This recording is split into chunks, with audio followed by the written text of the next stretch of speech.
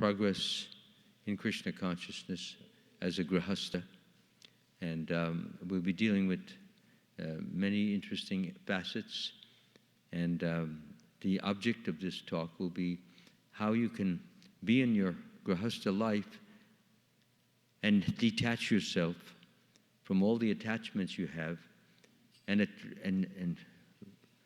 reattach yourself more firmly, more strongly to Krishna. And at the same time, express the same affection and love for all of the persons. So this is a very interesting type of transformation that has to take place. Takes place within. It's going on inside. It's not something external, although it manifests as external.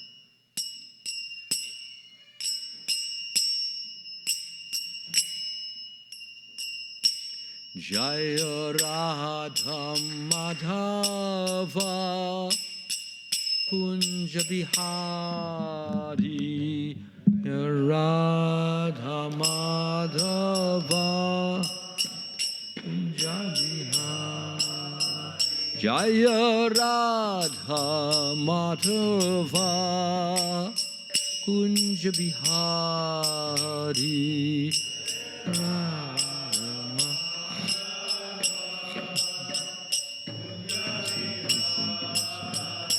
Jaya Gopi Jana Vallabha Girivardhari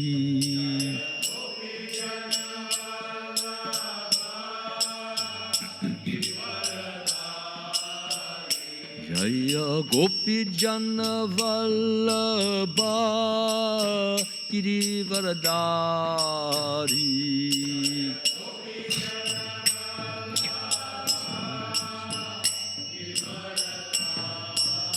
Yasoda Nandana Vajjana Rangjana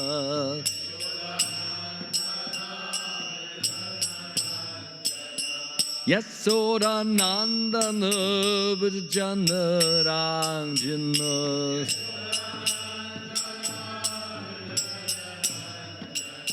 Yamuna Tera Vanachari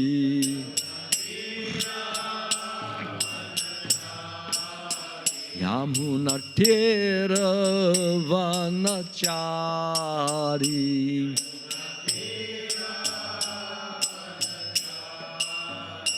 Jaya Radha Madhava Kunja Bihari Jaya Radha Madhava Jaya Radha Madhava Kunja Bihari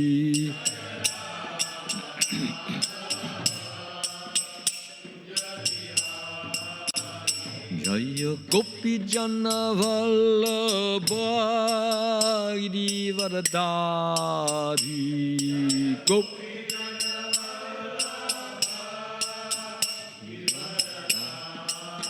Jaya Gopi Jana Vallabha Girivardhari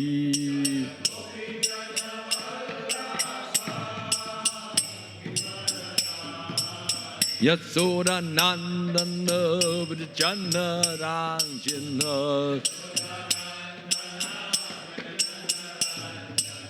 Yasoda Nandana Vajjana Rangjana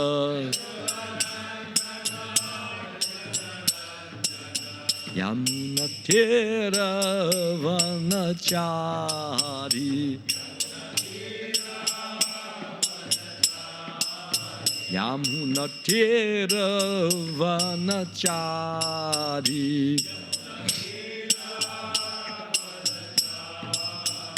Jaya Radha Madhava Kunja Bihari Jaya Radha Madhava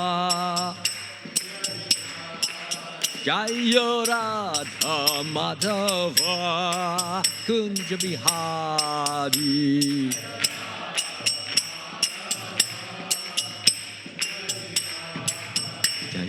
Gopi Jana Vallabha Girivaradari Gopi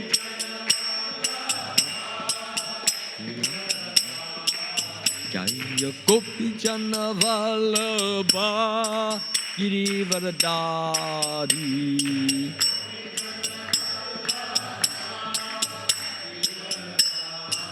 Yasura Nandana Vajana Ranjana Yasura Nandana Vajana Ranjana Yamuna Tera Vanachari Yamuna Tera Vanachari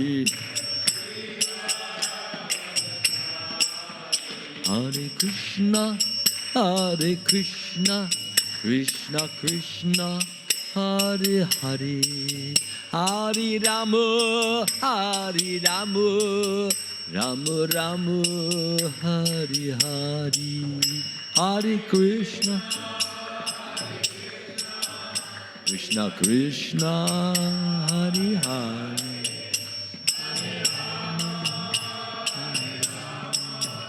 Rama Rama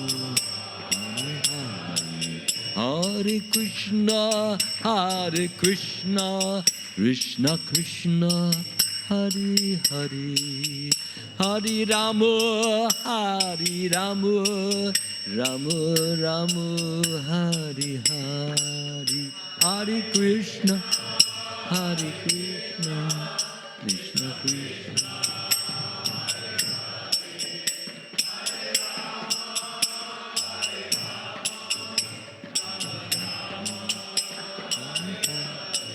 Jaya Prabhupada Jaya Prabhupada Jaya Prabhupada Jaya Prabhupada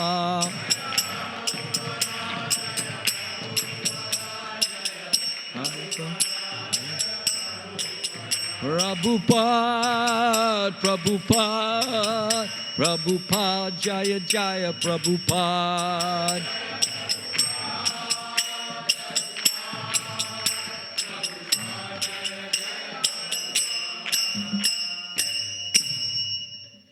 Perfect. Jayam Vishnupad Paramahansa Paravajakacharya Astatora Satashri Srimad. His Divine Grace A.C. Bhaktivedanta Swami Srila Prabhupada Ki Jai. ISKCON Founder Acharya Srila Prabhupada Ki Jai. Anantakoti Vaishnava Vrinda Ki Jai. Namacharya Srila Haridas Thakur Ki Jai. Prem Sikaho Shri Krishna Chaitanya Prabhu Nityananda Shri Advaita Gadadhara Shri Bhasari Gauda Bhakta Vrinda Ki Jai. Shri Radha Krishna Gopa Gopinath Shamakun Radhakun Digiri Govardhana Ki Jai. Vrindavan Dhamma Ki Jai. Mathura Dhamma Ki Jai. Mayapur Navadip Dhamma Ki Jai. Ganga Maya Ki Jai. Yamuna Maya Ki Jai. Tulsi Devi Ki Jai. Bhakti Devi Ki Jai. Srila Prabhupada's Transcendental Book Distribution Ki Jai.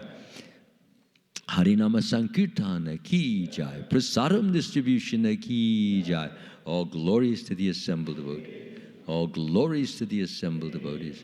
All glories to the assembled devotees. All glories to Sri Sri Guru and Gauranga.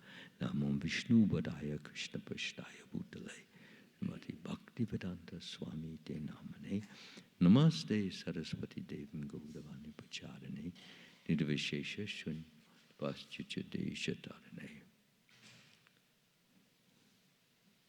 Om Agyanati Mirandasya Kananjana Chalakaya Chakshu Unmuditam Yena Tasmai Shri Guruve Namaha. I was born in the darkness of ignorance, and my spiritual master opened my eyes with the torchlight of knowledge. I offer my humble obeisances unto his lotus feet. Jai Prabhupada. Om Namo Bhagavate Vasudevaya. Om Namo Bhagavate Vasudevaya. Om Namo Bhagavate Vasudevaya. No, okay. Get this back.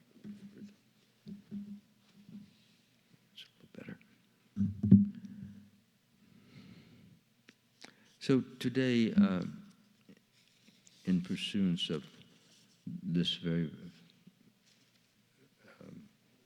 meaningful topic, perfecting Krishna consciousness in the Grahastha ashram, I will be talking from the Srimad Bhagavatam, Canto 11, Chapter 17, and text number 51, I think, to maybe 57. Since this is a 2-hour session, right, I've collected quite a number of nice verses which pertain to this subject.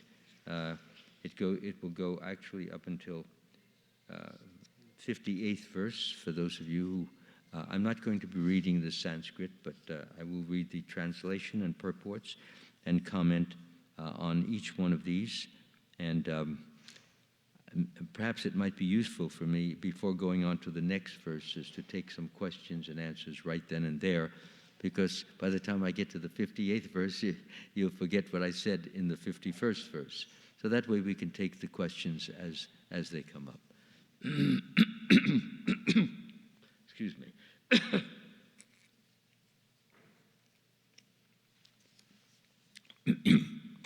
So this is, again, for those of you who may not have heard me clearly, it's Canto 11, Chapter 17, text number 51, in case you want to follow along on the book.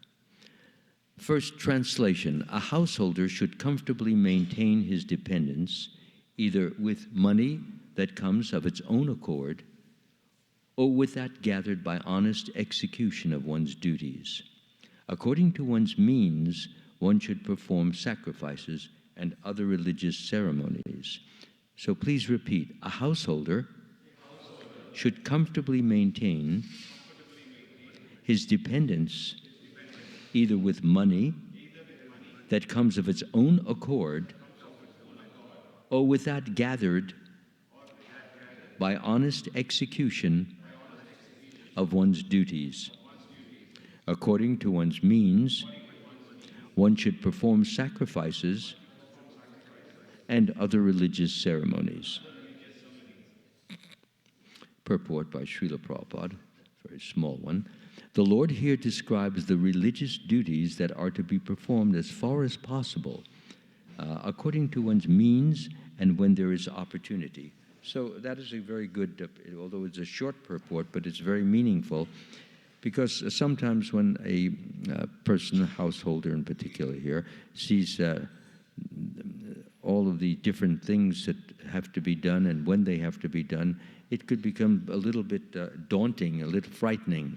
So that is why Srila Prabhupada has said at the end of the purport, according to one's means and when there is opportunity.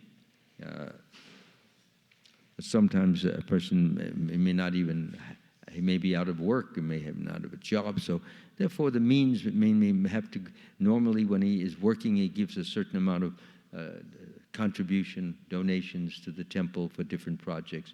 But sometimes it's necessary, you may have to lessen that because of circumstances. A person goes on unemployment insurance, and then a person goes back to work and maybe even gets a better job. Sorry. We have a little water. Oh, we have it right here. We can push this over here. Thank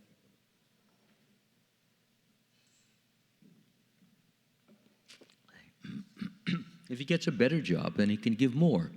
So that is what it means, according to one's means and when there is opportunity, meaning if you have no job, that's not much opportunity. You have your regular job, that's regular opportunity, or you get a better one, then you have more opportunity. But if one is earning a larger or better or higher livelihood, then there is more opportunity to give assistance to these spiritual projects. And one, as a householder, makes a lot of advancement that way, because it means that you are providing a means for many people to come. Like tonight, I understand there will be about 300 people coming, something like that. So this is not happening just by itself. It's happening because everyone is pooling their resources together and contributing those resources so that the greatest number of persons will be able to take advantage of it. And the object, of course, is to share and share more and more of these different aspects of the program. Deity worship is going on. Flowers are being purchased regularly. Prasadam is being prepared regularly. All of these things they cost money, and we have to be conscious of the fact that we're not living in the world where there's no money exchange. Like in the spiritual world, nobody worries about money. I don't even think that. Well, the demigods, they have a treasurer up there, and they must have some kind of money. But they have wealth, yes, there's no question about that. So, coming back to I'd like to go back to the translation again. So a household should comfortably maintain his dependence with money that comes of its own accord. That means that you don't have to make too much effort. There's two types. Comes of its own accord. For example, you have some inheritance. Somebody has left you a certain amount of money. It just came to you. You didn't have to use the sweat of your brow and the back-breaking effort. It just came in. Usually the monthly checks are coming, or somebody had a trust and they left you in the trust, or somebody bought a lottery ticket, and you don't bother with gambling because that's not part of our principles. But it doesn't mean you have to refuse it, though, since you didn't buy it. So you just hold on to it, and then $100,000 comes as a part of you won the lottery. Okay, you can use that and give to the temple and give to so many different devotees who may be having difficulties or troubles. But you can rest assured that if you win the lottery, you'll get a lot of knocks on the door and a lot of emails and a lot of telephone calls. Excuse me, but I'm having trouble paying off my mortgage this month. You can help me out? Can you give half? Can you give a quarter? You just have 100,000 and you already, so much money is coming in. Can you help out? So you'll suddenly find that you have many new friends, if you want to call them that. If they call you only when they need something, and not to find out how you are and how you're doing, and caring and loving for you for your own self rather than for how you can help their bodily situation or their household situation. So that is money which comes of its own accord, and that is generally due to your good karma, the things that you have done in the past. I'm sorry, my throat's a little bit coated this morning, so please forgive me. You have performed certain austerities, or you have given certain charity in the past. Very often, if you've given a lot of charity, and you gave it without any desire to get in some return, you didn't have any expectation, you simply did it to give somebody some benefit, some help, some welfare, and that made you feel happy. So Krishna sees that, and he always returns. Your karmic reaction is you're going to get something like that back. Even though you don't expect it, you don't demand it, you're not waiting for it, you're not looking at the mailbox every day to see if anything is coming there. It's totally forgotten. And then again, as I said, you didn't buy this lottery ticket, but somebody in the office bought it, and he wants to be generous. He says, you take a ticket. Yeah, they do that. And you take a ticket, you take a ticket. And if you win, just give me 10%. It's not unconditional, even though your offerings will be, of course, unconditional. So that is what comes of its own accord. You make no extra effort, and Krishna makes sure. Or you inherit a certain amount of money, or so many things can happen. How many of us have had situations like that, where it just came of its own accord, and you didn't have to actually make any special effort? Inheritance, or you have it's a result of something good that you did in the past, which is resulting in that.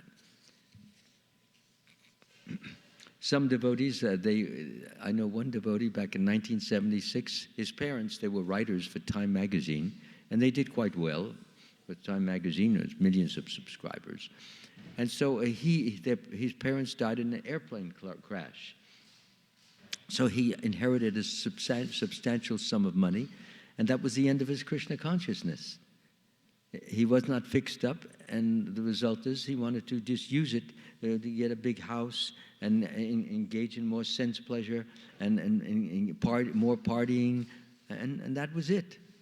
So, because he was not very, what you call, deeply entrenched in Krishna consciousness. Entrenched means you dig down deep, like the roots of a tree, they go down deeper, the stronger that trunk is, harder to knock over. Okay, and the other part is, which we all understand, as funds or money which is gathered by honest execution of one's duties. And your duties, of course, is your regular job that you have to support your family. As I said, some of us are trained in different occupations and teachings. Some of us are artists, and some are musicians, and some are computer engineers, and so forth. So whatever it is, on the other hand, one should not be too much of an eager beaver. You should earn what is necessary and also to put away a little extra. You must do that for emergency situations. You never know. Sometimes there are medical emergencies. Sometimes there are household emergencies. You have a big snowstorm and you have to pay somebody to plow the front. All these things cost money. And you know, generally speaking, every winter there's going to be at least one snowstorm for sure. So you put away for those times. And any type of emergency that might be necessary. It could be a medical emergency. Somebody has a very bad case of the flu, so you may have medical insurance, or you may not have medical, or your insurance may only cover a certain amount. You may have to give a deductible. All these things cost money. So we should not think that because I'm setting aside a certain amount of money for emergency, that is greed. It's not greed. You're living in a city here. You're not living in the farmland, where things are completely different. And you had neighbors there who were ready to help each other. They're almost like brothers and sisters. Even in India, homes, it's like people who, they have several houses together and they know each other for so many years. It's like brother-sister relationship. Like, for example, Kamsa. Now, it is said that Kamsa was the brother of Devaki, and but how can he be the brother of Devaki when Devaki's father is Devaka, and Kamsa's father is Ugrasena? How could they be brother and sister? Technically speaking, biologically speaking, they're cousins. But because obviously Devaki was probably living in the palace of Ugrasena, and she was, when they were kids, they play together. And when they play together and they grow up together, they're never thought of as cousins. They're thought of like brother and sister. I never knew that until one Indian lady, Shesha's wife, I still remember the day I asked her, I said, why are they calling, because if they live in the same household, it's similarly, one person may be considered like an uncle. One person may have 50 uncles in that same community. Everybody is uncle, you see, who's a close friend of the family.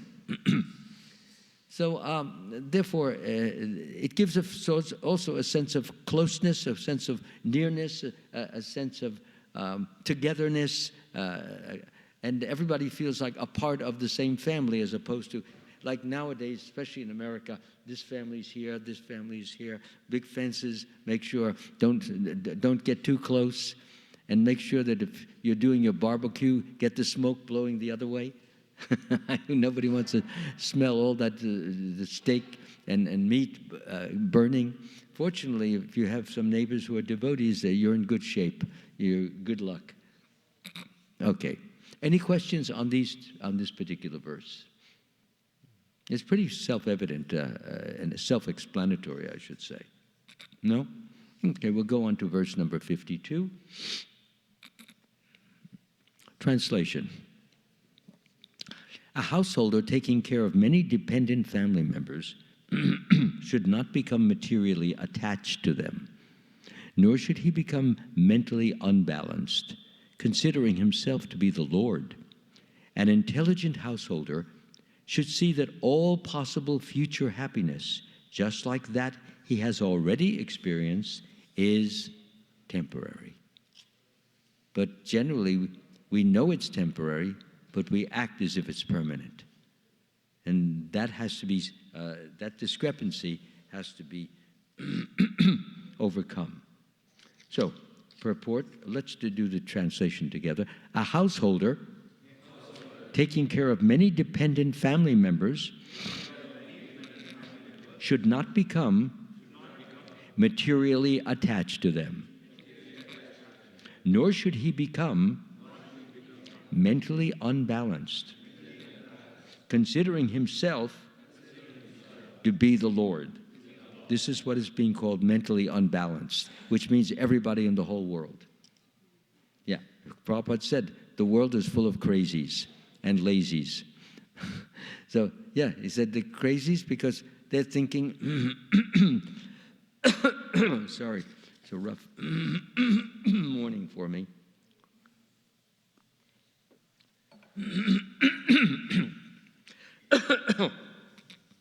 So, my apologies.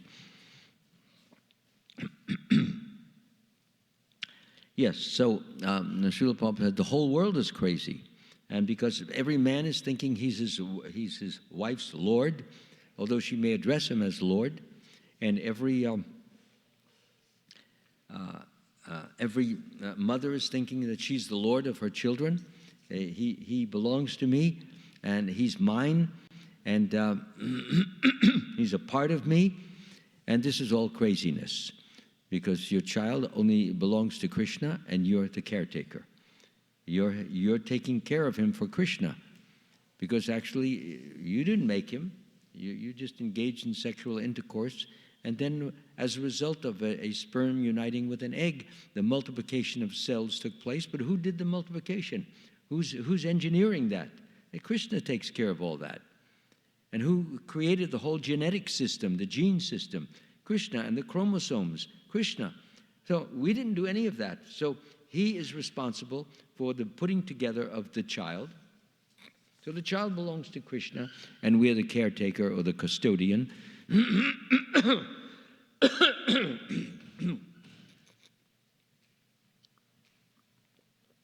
The custodian, and if we recognize that, if we realize that, and we understand that, you have some cough medicine or something? I have water here. What is that, lime juice or lemon juice? Oh, you need lemon? Oh, no, but if you have a lemon, it helps. But I think it will go away in the course of... If you want to, but yeah, that would be fine, yeah. Yeah, hot water and lemon is actually ideal. That would be fine. Thank you. Yeah, it's not a big deal. It will disappear as I keep talking. It just wears itself out. Thanks so much, Prabhuji. Hare Krishna. This is also the change of weather. As we can see, it's got cold. It has an effect upon the sinuses, and therefore there's more mucus coming down into the throat than normally as we have in the summertime. So craziness is thinking that you're her Lord. Craziness is thinking that you're the Lord of your child. Or if you're the big money maker of the whole family, thinking that you're the Lord of the whole family. This is madness, because it all belongs to Krishna. And you only have it for a short time, and when you die, where does it go? It goes to your heirs. It goes to your son or your daughter, your wife, your mother, whoever you've left it to. So it's a temporary allowance, which Krishna, he takes out of his own bank, and he gives you something. And at the time of death, he just takes it back and gives it to those who are karmically set up to receive it. Okay? So, but it's a very important point that if you have dependents, you cannot, or we should not, if at all possible, we should never neglect them. We should not ignore them. We should not be indifferent to them.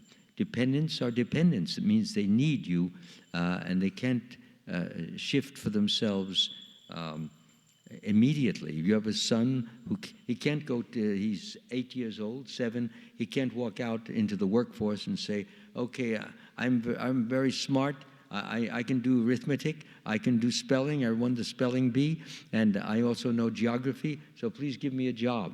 So the employer says, I'm sorry, I can't hire you until you're at least 14 years old. There are laws. He said, but I can do the work of a 20-year-old. Doesn't matter, I can't hire you. So that means unless the son or the daughter can get some, what you call, nearby job of mowing the lawn or is it delivering the newspapers, then how will he be taken care of? And even then, the amount of money you get for delivering newspapers or mowing the lawn is not too much. And how many lawns can you mow? And you still have to go to school and all of these things. So therefore, they are our dependents. They require our help. They require our assistance. On the other hand, we should never think that we're the Lord who is supplying. The supplier is Krishna. Krishna gives us, first of all, he gives us the sunshine. He gives us the rain, which makes the food, and the sunshine, which goes to make the food. And from the earth grow various crops, and from some of these crops, like silk and cotton, we make shirts, and we make dhotis and kurtas and so many things. Consequently, Krishna is in charge. You can't have any clothes if he doesn't make the sun come out and make the cotton grow and make the silk grow and so many other different crops that clothing is made from and food is prepared from.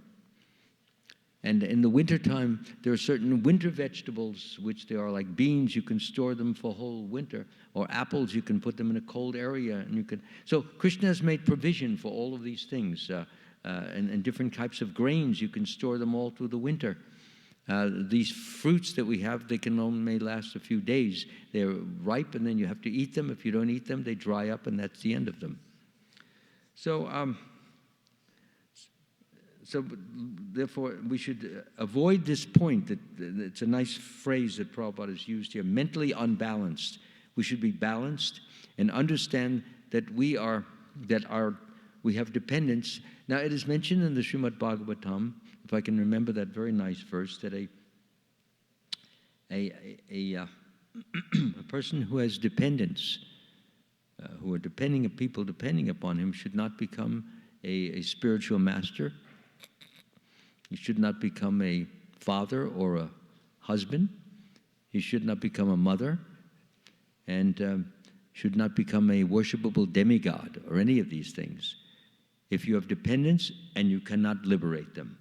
If you can liberate them, then you have a right to have dependence, which means making sure all their food, their clothing, shelter, necessities are being taken care of, fully conscious and happy to do it, not, oh, what a drudge. This is the American mentality. Oh, I have to go to work 5 days a week, and then I get so much money, and then this. I can't wait till I get my vacation. Their whole day is thinking about the weekend.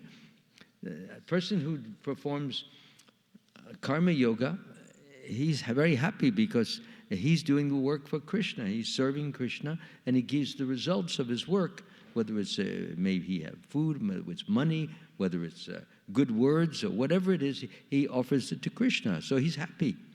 But a person who's just working for his own sense gratification, he can never be happy. It's always a big drudge. And you could hear at the end weekend, those of you who have worked in offices on Friday evening when everybody is just about leaving, they all say, what do they all say? The common expression is, have a nice weekend, have a nice weekend. Why weekend? Why weekend? Why not every day? Have a nice every day. Because they're miserable, and that's because they're working for themselves. Yeah, have a nice every day. That's when a person says to me, have a nice weekend? No, you have a nice every day. How can I have a nice every day? I have to work in this factory, in this drudge, and slave for this boss who's making big profits on me. So, but you're also making enough to, thank you, to maintain your, I may get too attached to this. Be careful. Don't make it too tasty. No sugar in it. Please. Oh, wow. Excellent. Just perfect. Thanks so much. Anyway, this is the important point, that work should never be a drudge. A drudge means it's too much, and it disrupts me. I could be sitting home with a can of beer and watching the football game. Now I have to work overtime, and if I refuse to work overtime, I'll lose the job, or I'll get a cut in pay. There's these fears and anxieties are there. And the result of that is people are miserable. But a devotee, he sees everything in terms of Krishna consciousness. Oh, he'd give me extra time. Oh, now I have. That means I will get a time and a half.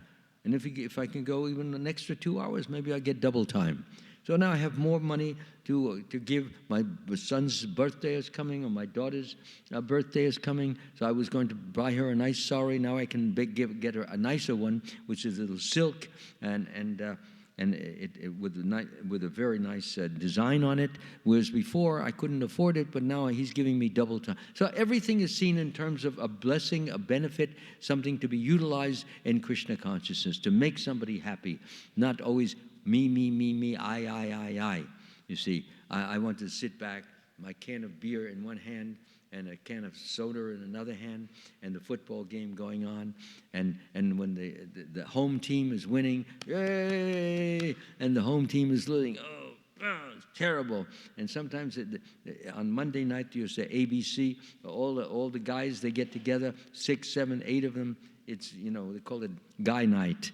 So women, they're doing their thing, and the men are doing their thing, and they're watching the game like it's so important, like it's not going to put any money on the table, but they're identifying with the home team because everybody wants to be a winner. So if you're even making good living, still you want to do bigger. Remember we talked about wanting to be a lord? We talked about that, I think, yesterday. Lord means beauty, wealth, strength, fame, knowledge, renunciation, those opulences. So anytime you can increase, you can add to these opulences, we feel more of a Lord. And the ideal is to be bigger and bigger, greater and greater Lord, so that everybody admires us, everybody looks up to us, people talk about us, they say, oh, he's doing this, oh, he's doing that. And the person who's receiving all that adoration and attention, he's thinking he's better, he's higher. Except, of course, when things start to go down, he gets older, starts losing his memory, he starts losing his money, makes bad investments. So many things can happen. And then nobody is praising him. He feels miserable. This is not Krishna consciousness. Krishna consciousness is a steadiness of mind. Krishna says very clearly, one who is not disturbed in success, in success or failure, but is steady in both. Whether you fail in something doesn't bother you, because you know that round the corner things will change. Nothing is staying like this in the world. Stock market is going up and down. It's coming rain and then no rain, sunshine, no sun, winter, summer, fall, spring. All of these things are coming in rhythmic succession. Therefore, devotee tries to remain steady under all circumstances. He doesn't worry. He's given his life to Krishna. He's surrendered his life to Krishna. My life is yours, Krishna. Even though I'm not thinking of you all the time, but still, I beg that you simply guide me and direct me and help me. My life is consecrated. It's set aside for loving service to you. When Krishna sees that, he will take care. So what is the point of worrying? He's taking care. He will get you the job.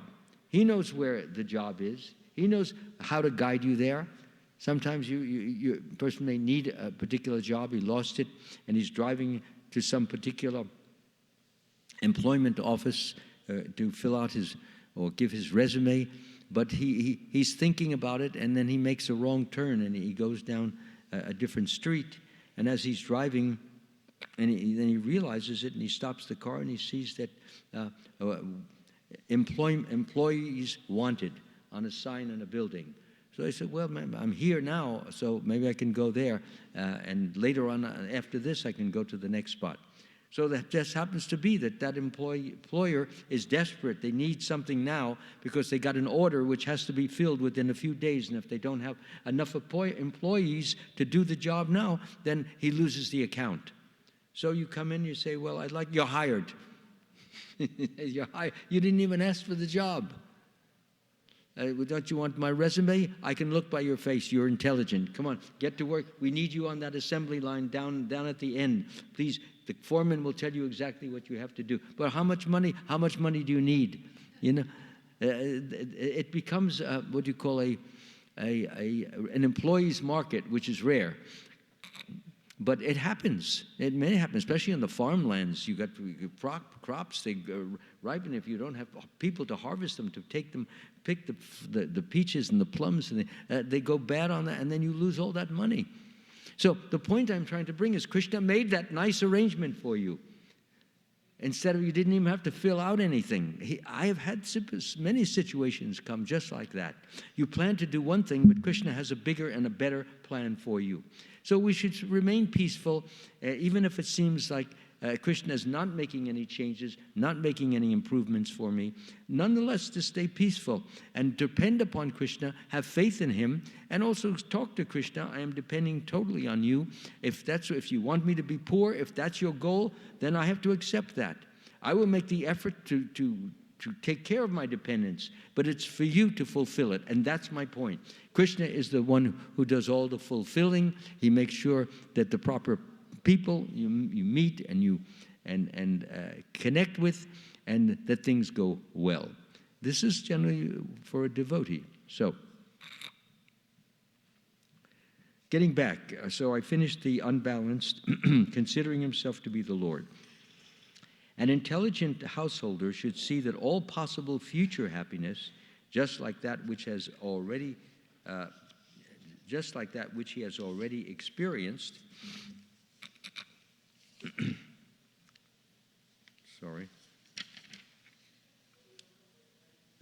Just as that which he has already experienced is temporary. A family man often acts like a lord, protecting his wife, ordering his children, maintaining servants, grandchildren, domestic animals, and so forth.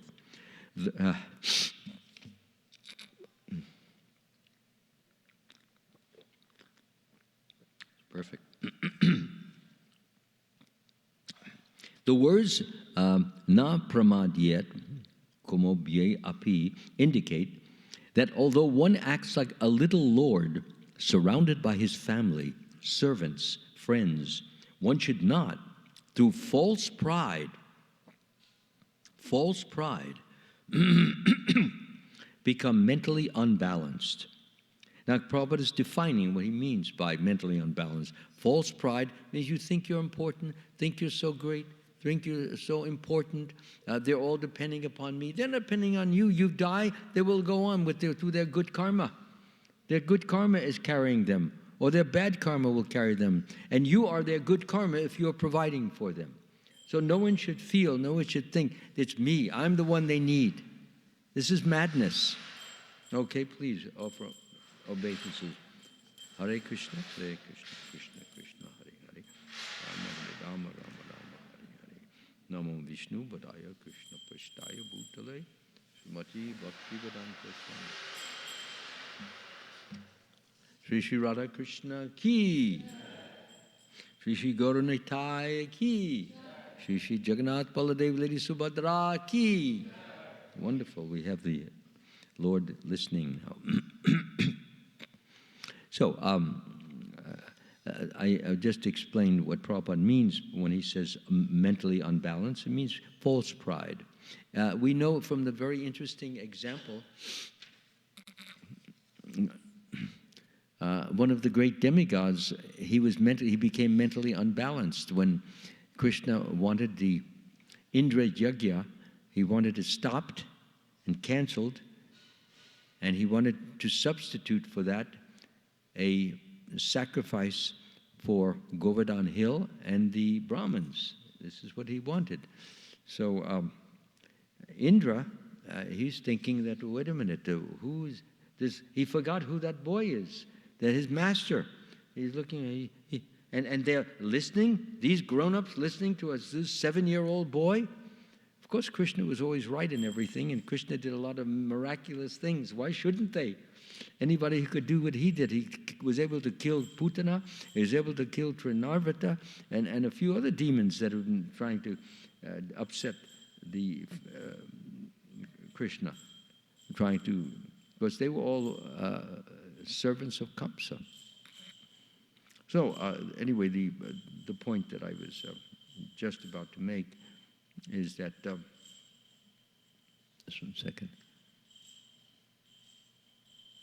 Yes, so Indra, he saw that and he became very upset, and he saw that a new sacrifice was being made for Govardhan Puja, and not only that, but even the Govardhan hill, Indra should have seen that the power of this child, that hill, which was, big hill, maybe 150, 200 feet high, it turned into a Krishna. And not only that, but it bowed down and started eating all the offerings. Everything he ate, because they prepared a big feast according to the directions of Krishna. He wanted milk sweets, and he also wanted rice and sabjis and all of these things. So it was, they laid it out on a huge table, like a table like that, but even larger. And the Lord was there, and he was eating.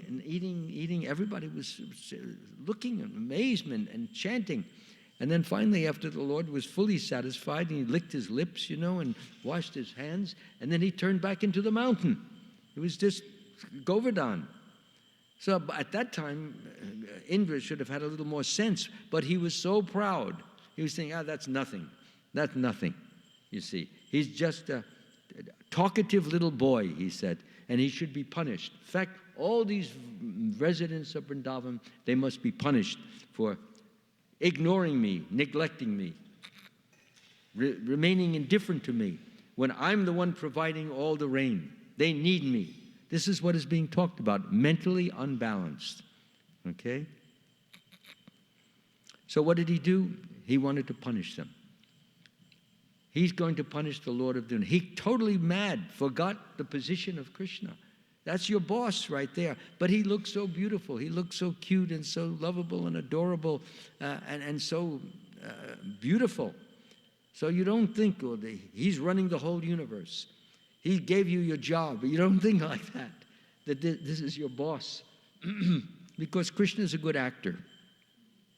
He doesn't act like a boss. You, go here, and you, over there. He doesn't do that.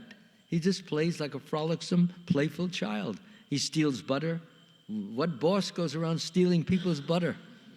Yeah, and even worse than that, he goes on when the people in the home, they're not looking, he goes on and urinates on their floor, and then the little newborn babies, he pinches their cheeks and does this to their ears, and babies start crying.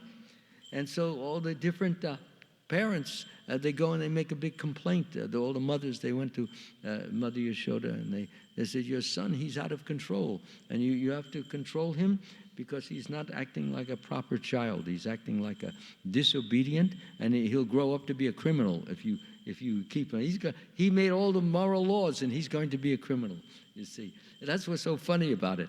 So they're saying, you have to please control. So Mother Yashoda, she calls Krishna in. She says, Krishna, come here. And he's coming in. He's looking like this and seeing all the ladies looking at him. He knows why they're there. And she says, come here, and you sit on my lap now. Now, all of these Matajis, they have just said that you're stealing the butter and you are doing things on the floor, things that I taught you never you should do. We have a place for that. So tell me, are they telling the truth? And he looked at all of them and says, no, they're lying. That's not in the Krishna book, but there are other authorized books. It's in my book, The Supreme Mystic. There may be 1 or 2 copies, which I gained from, as I said, I can't remember the sources, but all my sources are in the book. So he says that they're all lying. And all the Matajis, they say, we're lying? Look at that little liar there. He's lying right through his teeth. And here we are. We've come to try to help him become a better boy, and now he's making himself even worse with all these lies. So Mother Yashoda says, all right, I'll take care of it, and you can all leave now. I'll discipline him. I'll try to control him a little better. So when they left, Mother Yashoda said, why are you going to their houses? Everything you need here. You have plenty of butter. Are we short on butter? Are we short on yogurt? Are we short on milk? Don't we feed you enough? So why do you do this? He said, I like it. I like to do it. But it's naughty. It's wrong. No, I don't care. He says, I don't care. So the interesting thing about it was, although the neighbors were complaining, they really didn't care either. But why they came is to look at Krishna and get a look at his face and to see and to feel the love and the joy which would overflow in their hearts when they would see Krishna. So therefore, Krishna knew this too, because he's all-knowing, and so he wanted to bring up a little emotion. And the Matajis, when they go out, just see how he can do this. But meanwhile, in their heart of hearts, they say, they're hoping, I hope he comes tomorrow to steal some more butter. That's Krishna. He's so lovable, you see. So Indra, he got so angry, he calls the Samvartaka clouds. Come, come, come. That cloud comes when you have to destroy the universe. So Samvartik, come, come, come, come, all big, billowy, dark clouds. The rain is going to become so teeming, so heavy, so much a downpour that just being hit by it, it can knock you out. And sometimes, and it was also in this case, it was filled with ice pellets too. They call it hail. So that was going on, and then Krishna saw, and all the residents, they came to Mother Yashoda's and Nanda's house. We're going to drown. All the water is all over the place. So, Krishna, can you help us? Just follow me. So he says, come. So all the residents, they were following Krishna to Govardhan Hill. And he comes to the hill, and then Indra, he's saying, yes, let's see what these residents will do. I decide on their fate. I decide whether they live or die. He's thinking like this, arms like this, big head up in the air. And so Krishna, the rain is coming down. He says, okay, here we go. Puts his hand right under Govardhan Hill, and then no effort, just lifts it up, okay? So now he's lifted up. So next thing is he switches hand, left pinky. Now that's not easy to lift because all the weight is on one side, and he didn't go to the middle. He left a little a small hill that he could climb up with the Govardhan on him, because otherwise nobody could get under. So he stepped up on maybe 10, 12 feet high and stepped up and just held it there. And everybody got under. It was like a big umbrella. And the rain was coming down, and Indra, he was seeing this. Well, let's just see. I'm still going to flood that place. So eventually all that water is going to come and drown them. But Krishna did another miracle. As the water would touch the earth, it would become like steam, evaporate immediately. So the water hit, nothing. Hit, nothing. So Indra was fair. So he went on for 7 days thinking that he can defeat this. After a while, he got the message. He said, all right, this boy is definitely powerful. This boy must be my... And he started to get his head back together again. In other words, he became mentally balanced. Balanced in the sense that he must be my Lord because he defeated me. So he recalled all the Samvartik, come, go back, you disappear. And then all the sunshine came out. And Krishna said to all the friends, all the gopis and gopas there, and nobody was eating. They didn't have to eat. They felt completely satisfied. That's another miracle he did there. Krishna ate nothing. Nobody ate anything. But they all felt like they were full. They just had a big meal. Isn't that amazing? So therefore, everybody was loving Krishna so much that he was doing all of this. And they're hugging Krishna, and they want to cook him foods and give him rewards and all of this type of thing. So anyway, the next day, I think it was, or 1 or 2 days later, Krishna was with his cowherd boyfriends, and they're in the pasturing grounds tending the cows, and Indra comes. He's feeling so guilty. He's feeling so overwhelmed that he had acted in such a proud way, in such a envious way, in such a hostile way, angry way, unlike a great demigod. He's the chief demigod, and he's acting such a bad example. So anyway, he went and he saw Krishna, and he said, Krishna, can you wait for me here? So Krishna stopped, and the boyfriends, they went on. He said, I'll see you a little bit later. So Indra came, and he was there, and then he was there with his big elephant, You know the name of the elephant? Huh? Yeah, right. So his big elephant was there. And then in addition to that, some, what do they call those? Surabi cows were there. So first of all, Indra then says, and this is how we should learn from Indra's, read those prayers again and again, because sometimes we make an offense. And how do you express yourself? It's right there, beautifully written. So Indra said, first of all, my Lord, I am so sorry for what I did. I should not have done that. And I forgot completely that you're my master. And I thought that I was, the word Prabhupada used, all in all, that everything is depending on me and nothing is depending upon you. You're just a talkative little rascal. That's why I'm so sorry for acting like this. Will you please forgive me? So now if this was a demon, Krishna would have probably just killed him right out. But Indra was not a demon, he was a demigod. So demigods, the difference between a demon and a demigod is that when a demigod does something wrong and he realizes, he apologizes.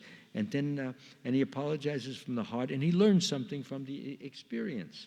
But a demon doesn't want to apologize. He thinks he's always right, even when he's wrong. Look at Ravan.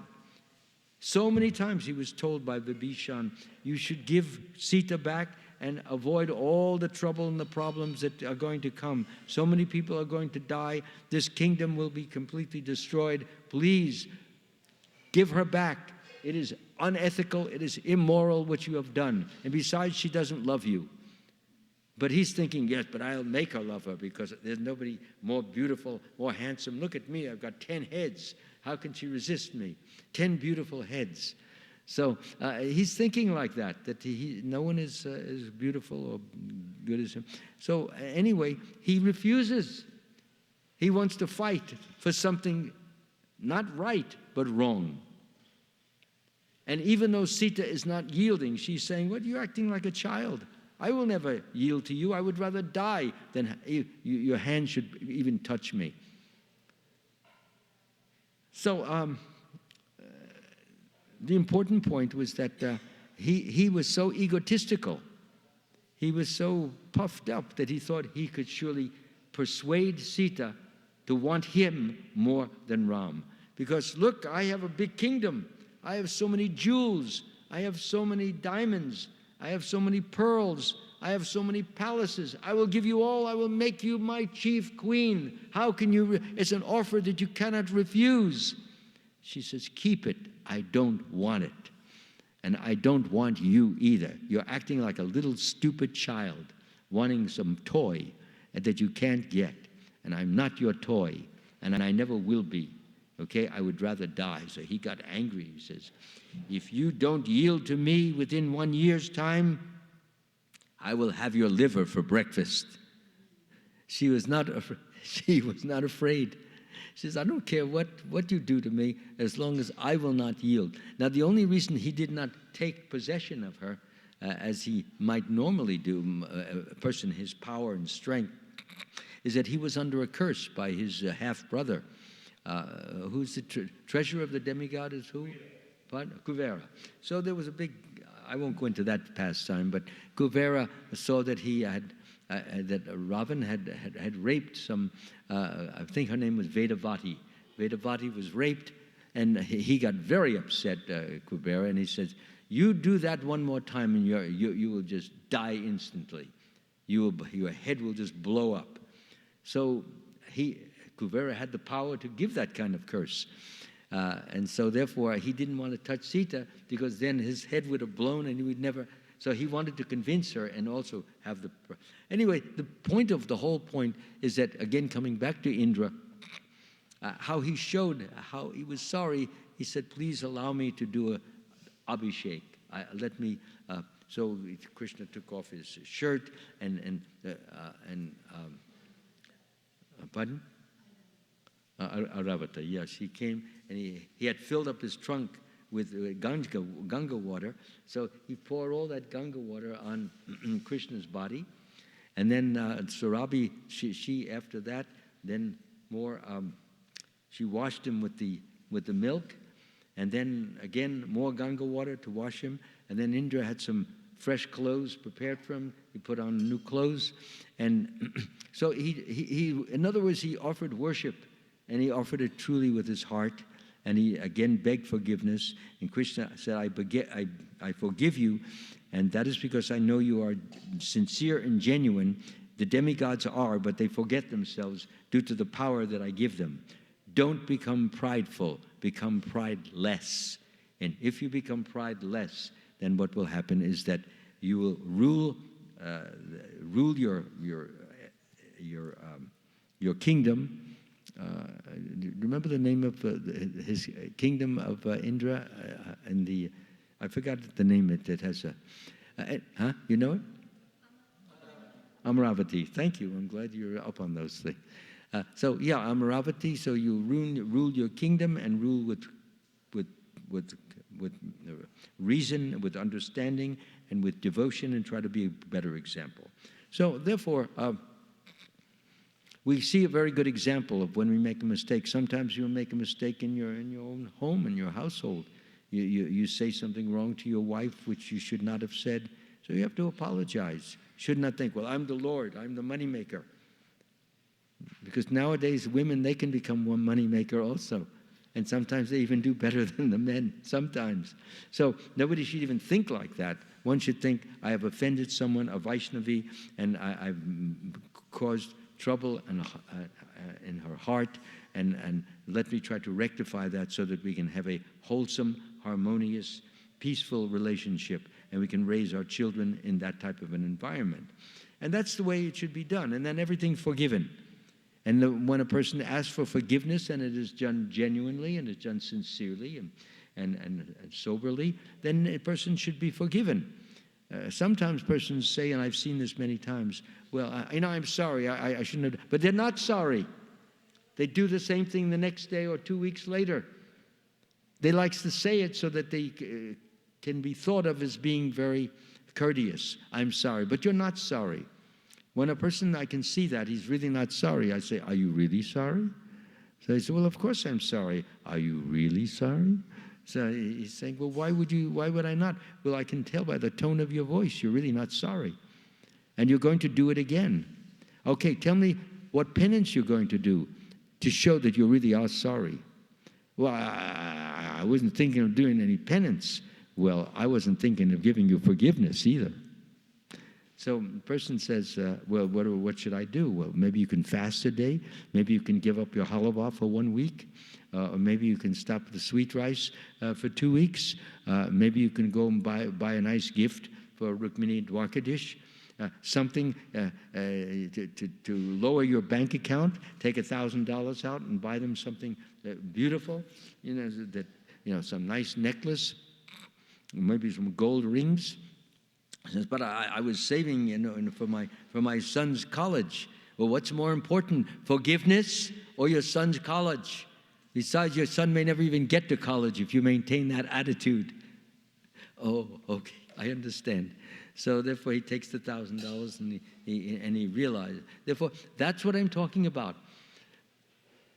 Apologies or which have teeth in them, which have substance to them. And that is when a person is willing to do some, if you've done some true offense, then we should generally take some penance. Like Prabhupada would often say, if you commit an offense against a Vaishnava, you should, of course, go to that Vaishnava, offer your obeisances, and beg for forgiveness. But in addition to that, the devotee should do something more. He should bear a fraction or a part of the pain that he may have given that Vaishnava, so that he equalizes it. I gave you 5 pounds of pain, okay? So therefore, now I've apologized, but still, I don't know what that 5 pounds of pain feels like. All I know, I gave it to you, and you were hurting. So let me hurt equally. 5 pounds of hurt, I give it to myself. Now everything is equalized. Now true forgiveness is given by the Lord. You see, there's reason. You really mean it. You want to suffer because it bothers you. It rankles your heart to see this person that he was so upset and disturbed. Similarly, Indra, he was very upset when he realized what he had done. And that's why he did a nice abhishek, and he offered beautiful prayers, and he offered from the heart, offered full prostrated obeisances, and Surabhi cow there, and then Ravata there. It did a nice worship ceremony, and also all the other demigods were there, and they were also offering prayers. So it was a nice little festival of apology, of we call contrition. Is everyone clear on these points now? If you have any questions on these points, let me know. Because as householders, there's always going to be some temper at times. There's always going to be some short fuses, as we say.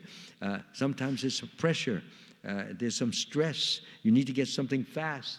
Wife is not working fast enough, or husband is not working fast enough. And wife says, work faster, we need this now. Go out with the car. You lose your temper.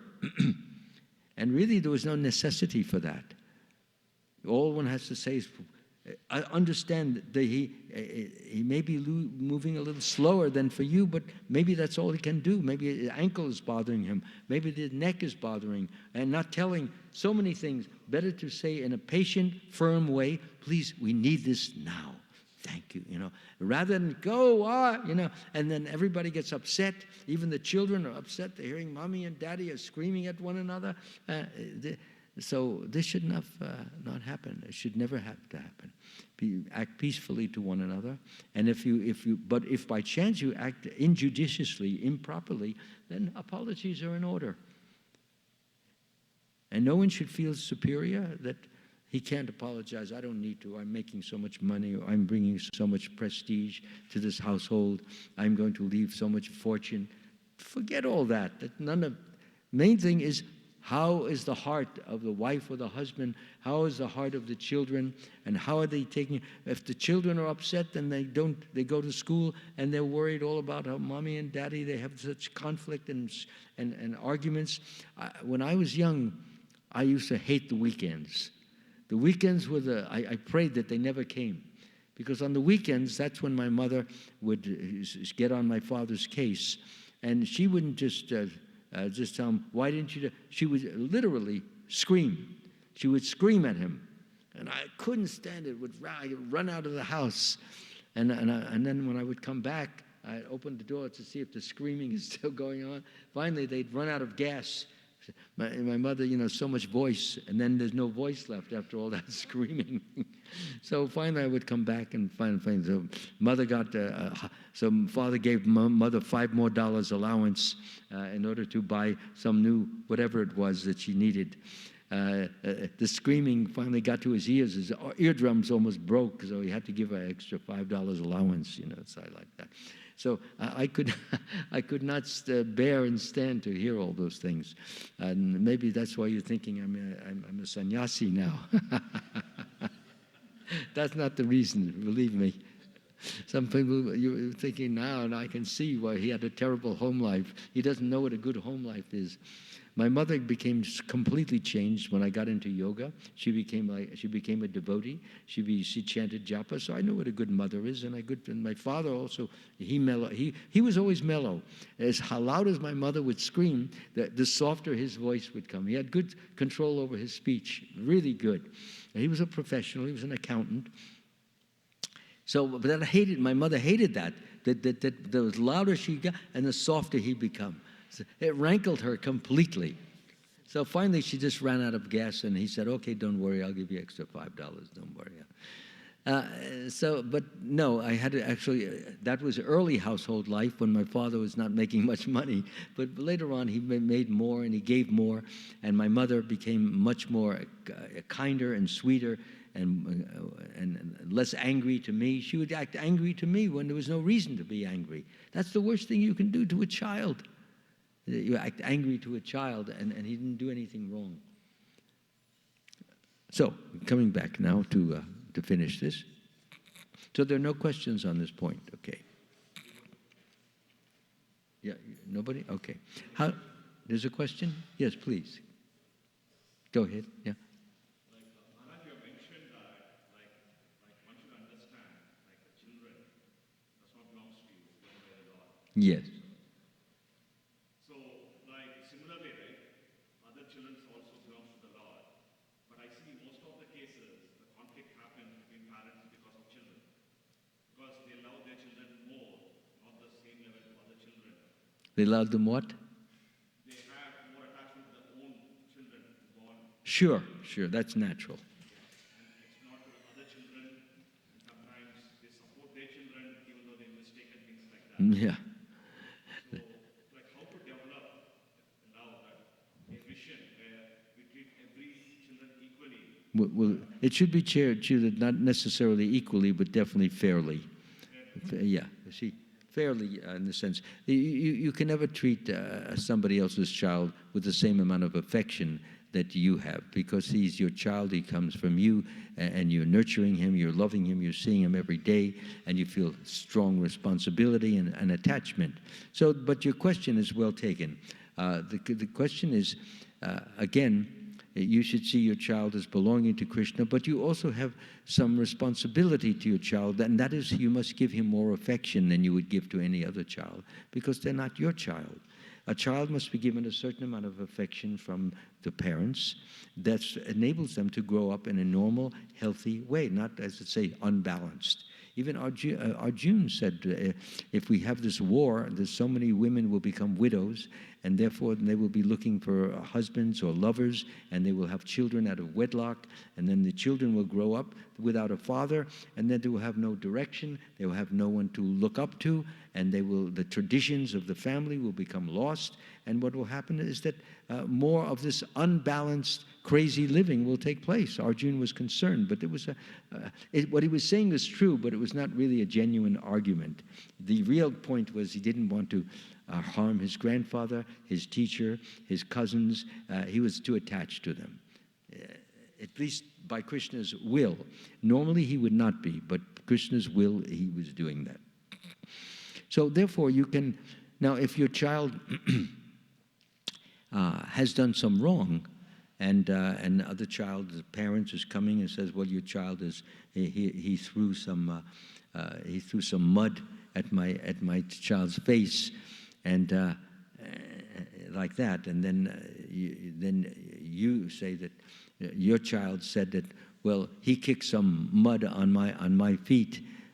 So anyway, the important point is that it's not who really is right or wrong, but the important point is to make a harmonious relationship. But of course, you have to say to your child, you have to say, did you kick, when he said something, you kicked some mud on his feet? Yeah, but it was just a little bit. Even if it's a little bit, it's too much. You should not have done that. Now, I want you to apologize for that. But he said, never mind what he said. You didn't have to respond that way. You could have just been quiet, and you could have just said nothing, and you could have just said no comment. That's what all the politicians do. They no comment, and it's all over. Nowadays, with the race, the presidential race, that when the candidate is put in an awkward, tight position, no comment. Just see the debate tomorrow, a big debate tomorrow, and you'll get my answer there. Because there, everything is rehearsed. They know the questions that are coming, and they know pretty much how they're going to answer, and therefore they can rehearse it and give the answer that will make them look very advantageously good. So the main point is that, therefore, you cannot take the side of your child. When your child does wrong, then you have to explain to him, but in a nice way, that this is not what you should do. Learn to control yourself, and you don't have to answer back like that. If you're going to answer in a nice way, in a warm way. You don't have to shout at him. Don't be angry, because that is a sign of weakness. You think it's strength? No, that's a sign of animal. Are you better than the animal? The animal, the dog, when you pass by the door, this is my property. Get off. Get away from here. Is that what you are? You want to be a dog? No, I don't want to be a dog. Well, you're acting like a dog. You kicked the mud there, and then he kicked more mud. And therefore, then you had like almost a mud fight. But this could all have been avoided if you would have just said, okay, let's forget about it, and let's do something else, you see. So that's how you have to teach. And that way the child is wrong, but you teach him in a very friendly and loving way. He still knows you love him. He doesn't, instead of, well, you did this wrong, and therefore no ice cream for 7 days, you see. You can dock him for 1 day, but don't dock him for 7. He may grow up with a hatred for father. So he knows that he has to do wrong. So that's the main point, really. You need to realize that this child, your child is Krishna's, that child is Krishna's, but you will always give more affection to your child because that is part of the growth process, you see. And that way your child will grow up in a normal way, in a balanced way, in a friendly way, in a peaceful way, so that he can go to school and he's not worried, so much anxiety whether he'll pass the test. You give him confidence because he has good mind, good reasoning powers, and he does well in school. You encourage this, you see. And on the other hand, make sure that he knows that he's not the Lord of, even if he's the best in his class, he gets the A+, and nobody else gets A+, and he's the best. Don't be so proud. Remember, Krishna gave you that, and Krishna can take it away from you. And if you don't think so, continue your pride and watch how your grades are going to fall. And Krishna will do that. He will make the grades. Then he will, yeah, it's true. Krishna is in charge. Krishna gave me these brains, this good power. It's like I was talking about all those kids who win the spelling bee. They have this incredible memory. That's Krishna remembers everything. Can you imagine? He's remembering what you did 1,000,000 lives ago. Many lives, both you and I have. What happened to the light? Is there some reason for that? Maybe I said something wrong? You want to put me in the darkness? So the light came back. Krishna, thank you. And there was darkness, but then Krishna said, and let there be light, and there was light. Yes, so anyway, this is the important point that we need to keep in mind, that that everything belongs to Krishna. But don't feel that you have to treat another person's child with the same amount of affection that you have for your own child. Not only that, but they may accuse you of child abuse. If you act too affectionate, they would say, maybe he has some psychological defect there, maybe he's homosexual or something like that. And therefore, you want to be warm, but the police are called. I've seen this happen. Man was very affectionate and very warm. He had nothing, no such thing. He was not homosexual or anything like that. But he was just acting very loving, and he gave the hug, and the parents were saying, maybe there's something wrong with him. Call the police, you see, or call the child welfare department. So just be careful, be discriminating, be careful, be watchful, be loving, but judiciously so. Okay, use discrimination. Does that answer your question, I hope? Yeah. Any other question in this particular regard? No? Okay. We can move ahead then. Yeah, this is very nice here. It just repeats what I just said. The word vipachit indicates that one should remain sober. This is what we just said. Sober and intelligent, never forgetting oneself to be the eternal servant of the Supreme Lord. So when you are taking care of or disciplining your child, do so as a servant. Don't think you're the Lord. Don't think you're his boss. Don't use that as a means to feel bigger and greater and higher because maybe somebody is higher up than you and you're envious. So now you can take it out on your child. The parents do that. They shouted, go over here. You live here. But why are you talking? Shut up. Like that. I see. Poor child, he doesn't understand what's going on. Main thing is that the person's, his wife, she shouted at him in the morning and he got upset, so he took it out on the kid. But he didn't do anything, or vice versa, it can happen. Another important point is that control the speech. It's so important. Self-control is one of the qualities of a Brahmin. How many were born here in Brahmin families? That doesn't make you a Brahmin, by the way. Your qualities is what characterizes you as a Brahmin.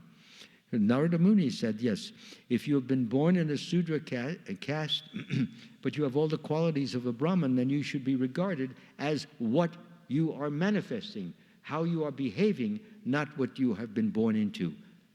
So that's what they are called, the Dvija Bandhus. Dvija Bandhu is a person who is, he's in a Brahmin family, but he's anything but a Brahmin.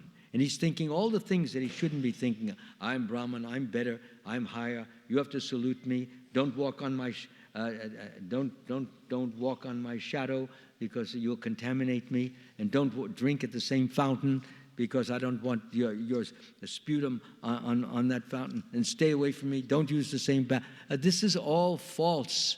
It has nothing to do with Brahman.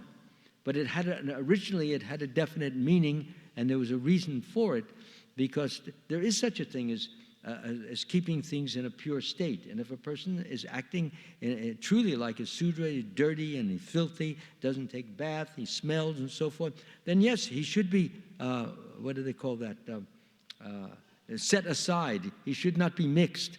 He has to be told, you want to use these things? Then take a bath, that's number one. Learn how to speak, number two. Speak like a gentleman, number three. And become like a Brahmin, then you can join the Brahmins. That's why Prabhupada, he said that I will make all these persons, boys who are off the street, turn them into Brahmins. Everybody is saying on the telephone, please accept my humble obeisances. All glories to Shri. Who would ever speak like that? Please accept my obeisances. Americans, they don't offer obeisances. Hey, how's it going, Jack? That's the way they talk. Everything is taken for granted. Whereas offer my obeisances means that I respect you, and therefore you're something special to me, and therefore I will address you such. The qualities of a Brahmin, maybe as long as I mention them. Okay, I'll mention the first three, if I can remember. Peacefulness, self-control, which is what we're talking about now. Austerity, yes. And then fourth one, isn't it purity? Purity. And then next one is truthfulness. And then next one is, is it honesty? Honesty is the next one. And then the next one is knowledge, to be knowledgeable. And then comes, what's the next? Starts with a W. To be wise, wisdom. And then the last one is starts with an R. R, come on, let's hear it. Religious. Okay? So we should know these qualities because we need to model our life to become. We may be Brahmins, we're doing mixed things, but these qualities there are many more qualities too. But those were the ones that Krishna gave in the Bhagavad Gita, those 8. And in the Bhagavatam, I think there are maybe 12. So, but the important point is to truly manifest them, not just know them. We know them so that we can think about them and meditate on how I will express them in my daily life. How to be peaceful. Well, I've given examples of when the child may say something naughty or something. You have to speak to him in a peaceful way so that he knows you still love him even though you have to correct him. Okay, getting to the next point, the word, I already did that. Householders of the upper, middle, and lower house classes become attached to different types of sense gratification. Now, this is a big point that we're coming into right now. In any economic or social class, however, one should remember that all material enjoyment, either here or in the next life, is temporary and ultimately useless. But because I mentioned we want to be a Lord, we don't think of it as useless. We think of it as useful because if I have this Porsche car, I have a Lamborghini, or I have a Rolls Royce, everybody will admire me. They'll think I'm a Lord, and we're here to be Lords. But a person who has discrimination will say, what is this Lord? For 30, 40, 50 years I'm Lord, and then I'm dust. I'm ashes, or I'm food for the dogs and the wolves. What kind of Lord am I? No Lord. So once we understand that the only Lord that there is Krishna, and all his pure devotees, we should give them highest respect because they're being taken care of by Krishna, and they are loving Krishna in a very, very wonderful way. So all of this is temporary and ultimately useless. A responsible householder should guide his family members and other dependents back home, back to Godhead. Just as I said, if he doesn't do that, then he's remiss in his responsibility.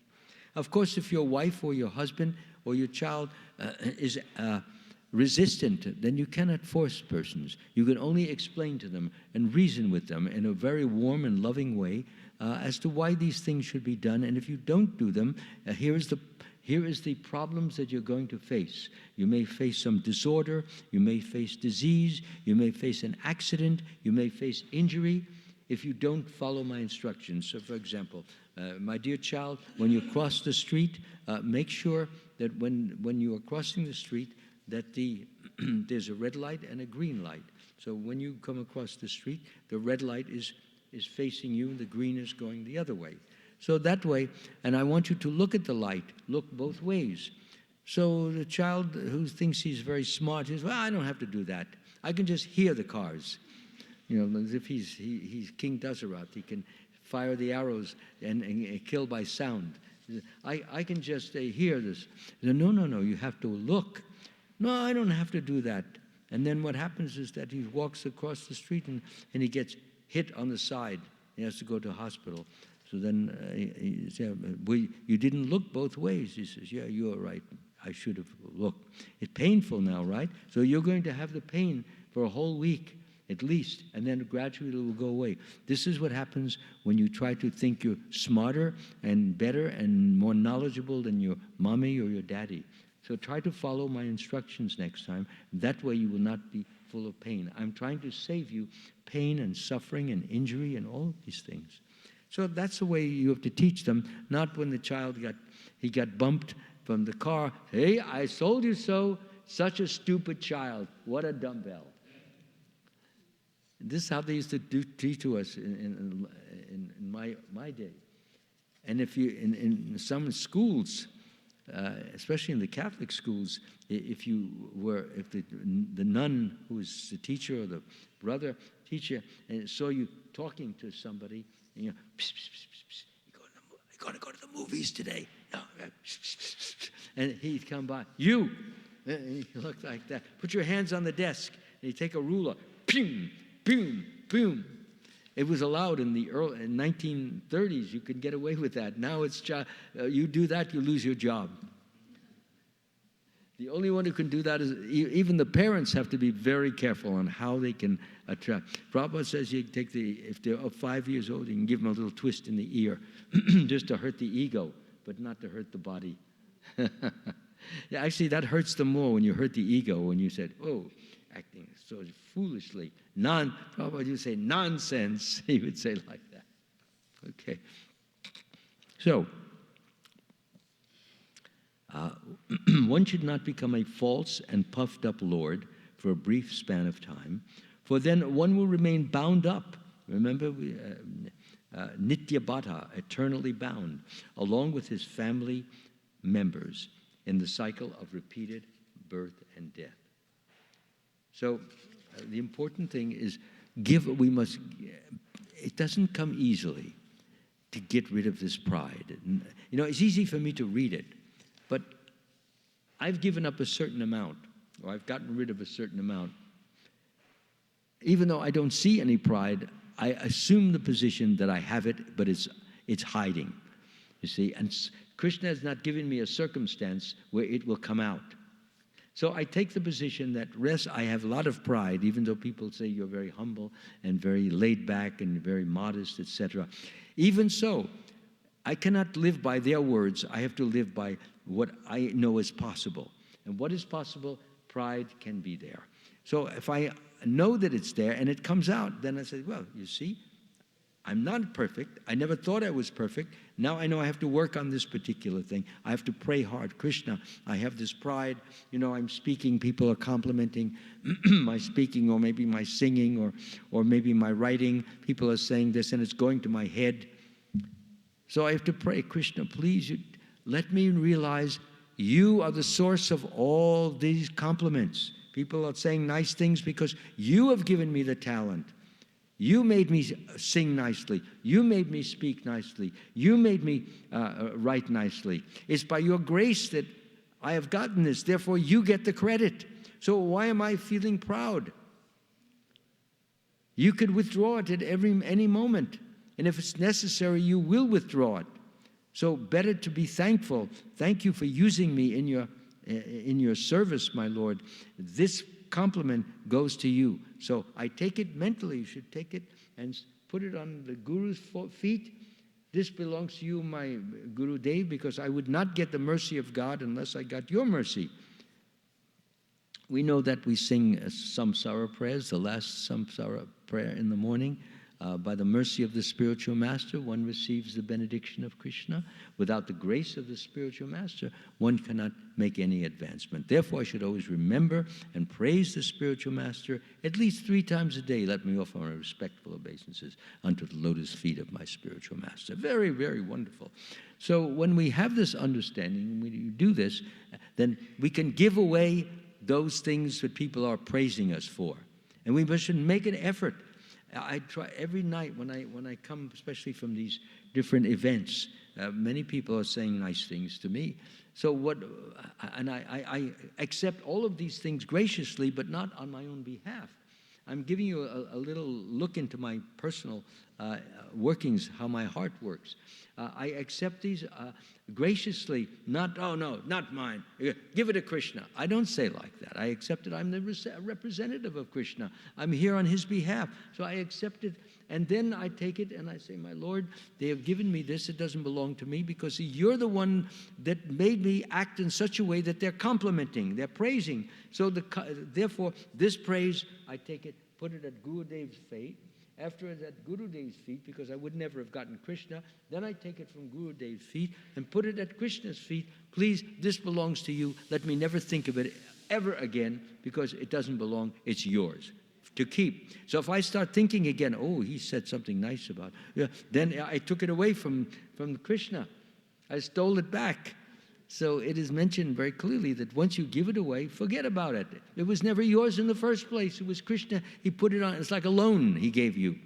Okay, so therefore it was a loan, and now you took the loan, now you got the result from the loan, now you pay back, you give it, finished, forget. Is that clear? It's a very important principle, Prabhujis. Really. I mean, that's the way I try to rule my life. I get plenty of, I have a file of compliments. I feel them because this is, you may say, well, isn't that a little bit puffed up, proud? You keep all these compliments. No, that is God's love in there. It's coming, his love is coming to all these persons who are speaking this. I don't own this, but this is God's love. Therefore, I owe something. What do I owe back to the Lord? Much, much more love than what I receive. It's impossible to give more love. You can't. But at least you can try. It's a very important principle, Prabhuji. It can save us from so much unnecessary misery and suffering. That comes from pride. That is our biggest obstacle in spiritual life. And there's gross pride, and there is subtle pride, and even subtler pride. So never think you're finished. Even though I've gotten rid of a good substantial amount, I know there's still some hanging. And even if there isn't, I still suspect there is. That keeps me level. It keeps me in a proper attitude. This is important. Even if you don't have any, suspect that you do. And that way, if it does show up, you will not be surprised and you'll not become angry, because you know that you're not what you thought you were. But if you actually think that you're not perfect, that's what an advanced, we talked about the Uddama Adhikari yesterday. That's an Uddama Adhikari mentality. The Uddama Adhikari, he always thinks there's something wrong with him, and even if he doesn't see it, he believes it's there and it will come out sometime. But even if it never comes out, he's not the loser by thinking that, because he remains peaceful at all times. And when anytime somebody insults him, or anybody puts him down or condemns him, or he makes a mistake, somebody points the mistake out, he knows he's not perfect. It's when we think we're perfect that we get upset. If you think that you're not perfect, that you have faults, if you make mistakes, actually the living entity, he makes mistakes. He has imperfect senses, and he's in illusion, and he's a cheater. So that's all us. It's not them out there, the karmis. We should think it's us too. Maybe lesser degree, but as long as that, then you will never be upset. You'll never be disturbed. Person that says, well, you made a mistake. You didn't pronounce this word. Oh, thank you very much. That is the sign of a humble person. You make a mistake in pronunciation. Sometimes I do. And a person figures, because people, excuse me, they often praise me, that speak nice enunciation, articulation, all of that. So now they caught me on, they got me on one word that I mispronounced it. Here, you said this, here's the dictionary. See, you don't know everything. I said, well, thank you very much. I'm glad to learn it. So they're upset. I'm glad to learn that they thought I would be insulted. Why insulted? Not to be insulted. And now you've just added something to my vocabulary, added something to my pronunciation. I can do a better job now. This is a positive response. A negative response, is it? Who are you to correct me anyway? Even if you're right, you're wrong. I'm bigger than you. I have a position. I'm sannyasi. I remember one sannyasi, he took me down that way. I won't mention his name because he may be the guru of one of you. But this is many, many years ago, 1970s. And I told the sannyasi that I wanted to write some movie scripts because I have some talent in that writing.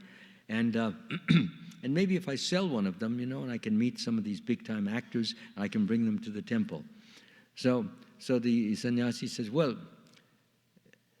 that's okay, but first you have to take care of your duties that you're supposed to perform. But I really like this. Never mind what you like.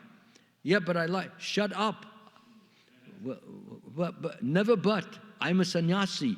You're just like a new brahmachari, and you hardly been initiated for 6 months, and you're already telling me what's right and wrong. So he took it out on me. I never forgot it. I could never forget that day. I really felt insulted because I didn't have I should have taken the position. Well, it's true, he's a sannyasi, he knows. But nowadays, that would not happen because I have some idea of what should be done and what should not be done. In those days, I was tricking myself. I think, I would write the movie script and then fulfill some of my material ambitions, which I was not even aware that I had these material ambitions. Later on, it came out that this was not to bring movie stars to the temple. This was really so that you can hobnob, you can rub elbows and shoulders with the movie stars because you think they're so much better and higher and greater, and then all the devotees would worship you because you can bring the big movie stars to the temple. This was madness. In complete madness. And sometimes devotees, they come to me, well, I'm practicing my music so that I can be a rock star, and then I'll get all the big rock stars. Good luck, good luck, good luck. Have a good time. I don't even want to discourage at this point. They will not accept it. Because I didn't accept it at that time. So you have to be very knowledgeable. Krishna gives you some sense into the psychology of how these things work. Okay. Any questions on these points? Yes, Mataji.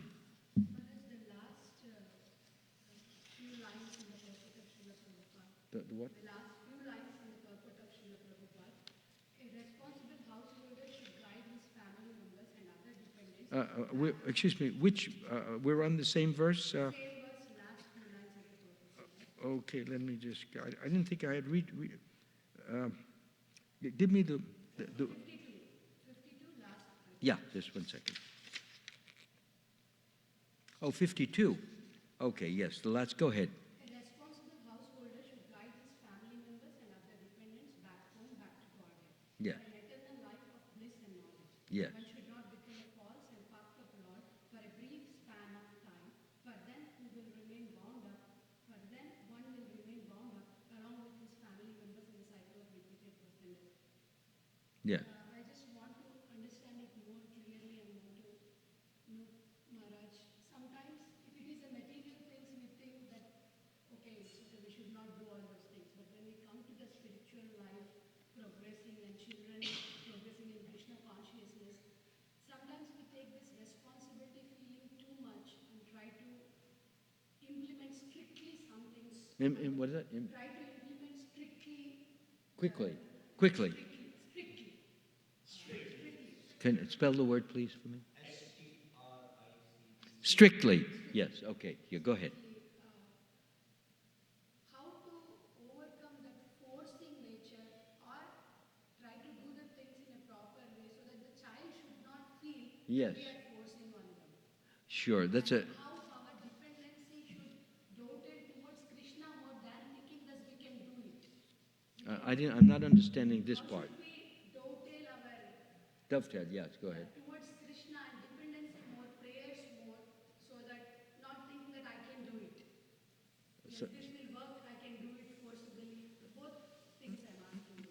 Okay, so let's take the first one, because the first thing, again, just give it to me. The essence of what did you want?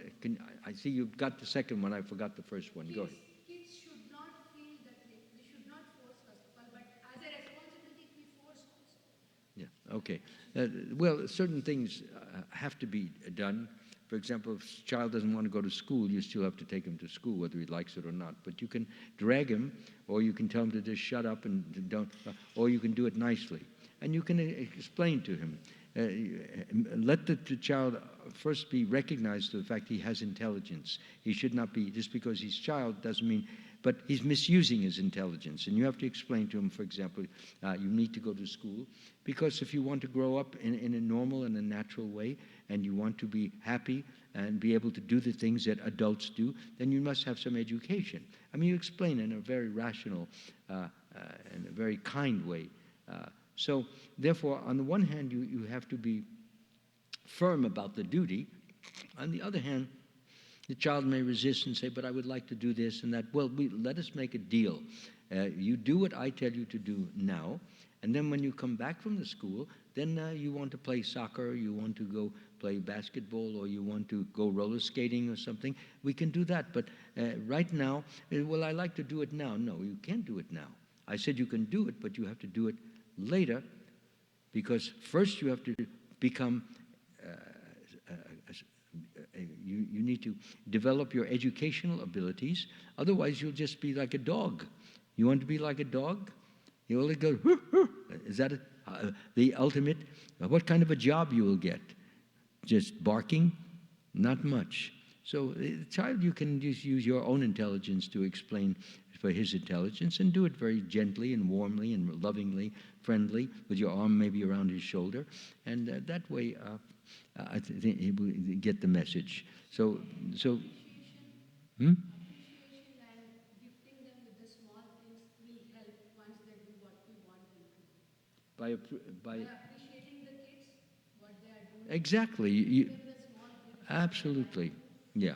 You should. As you said, playing games, soccer, little time, what they want actually. Yeah, you have to. Instead of thinking that, no, this time also I can put more into Krishna consciousness. No. My child is doing this much, he can do more on this particular part also. That feeling, that tendency, because we think we are Krishna conscious and they have to be Krishna. Yeah.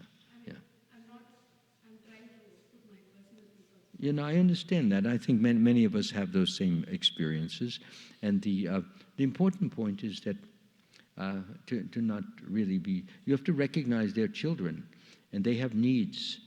They have needs to express themselves. They like to do sports. They like to play. Even children. What did Krishna do when Krishna was 6, 7 years old? Was he sitting around reading the scriptures? Was he reading about Lord Vishnu? He wasn't doing that. He was stealing butter. So they're playful, or they were playing blind man's bluff, the kids, or they're playing leapfrog. They were also doing the bullfighting, like that. This was Krishna. So you have a child, he's 5, 6 years old, and you have to give him encouragement, but on the other hand, he needs to also yield to. He has to learn this give and take in all situations. So on the one hand, you give him what he wants, but he also has to give you what you want. And if it's done nicely, and if he doesn't, usually sometimes, it depends. Some children are very bright. They actually like school. Especially some of your kids. It doesn't, if they're dumb, that's when they don't like school. It's because too much tamaguna in the head. They can't think clearly. They can't think rapidly. They don't understand things immediately. So it's all very difficult. And when you see these smart kids like you have, they get the answers quickly. They memorize things quickly. You feel like you're just one big jerk, one big dope, one fool. So many children can't handle that. So a good parent says, well, it doesn't matter. Even though you may be small, that person who's the leader, he's also small. Next to Krishna, what can he do? Krishna is giving him that, and so Krishna has given him that talent, but you're a better soccer player than him. You can kick the ball better, and you can speak better. I mean, there's so many ways to round this out and balance it out so that the child will feel, well, maybe I'm not so bad after all, you see. Because each child is thinking, I have to be the best in everything. He doesn't have to be the best in everything. Okay? So that's the first question, that you need to recognize their needs, and you need to address those needs and enable those needs. And at the same time, you need to make them clearly aware of the fact that you are their boss, yes, but you're a loving boss, and that what you want them to do is in their best interest, not just so that the neighbors won't say, oh, look at a foolish child. It's not a reputation thing. It's a thing that for his growth and welfare. Okay? Now, what was the second part? From the parents' view, like how we can depend more on Krishna and prayers when the situation comes where we cannot handle. Like instead of thinking I can still control, I can still make them do this. Oh, I see. Krishna. Yes, well, first of all, the prayer should always be an unconditional type of prayer. You should pray in such a way as to say, my dear Lord, I have this very difficult circumstance, and I seem to be unable to handle it. Maybe I just don't have enough intelligence. Maybe there's a better way to do it. And I'm begging to you that if there is a better way, would you please let me know what it is? That's the first thing. Second of all, if there is not a better way, then could you please help the child to understand better so that he or she can, out of understanding, do what is necessary, needed to be done. Because I'm finding myself in a helpless position. I want my child to be a good devotee, a sincere devotee, a dedicated devotee, but after all, I have my limitations, but you have no limitations, Krishna. So please act your magic upon the child so that they can become a devotee of yours. They can come to love you and truly not only be happy themselves, but distribute happiness all over the world. This is the ultimate goal. So in that way,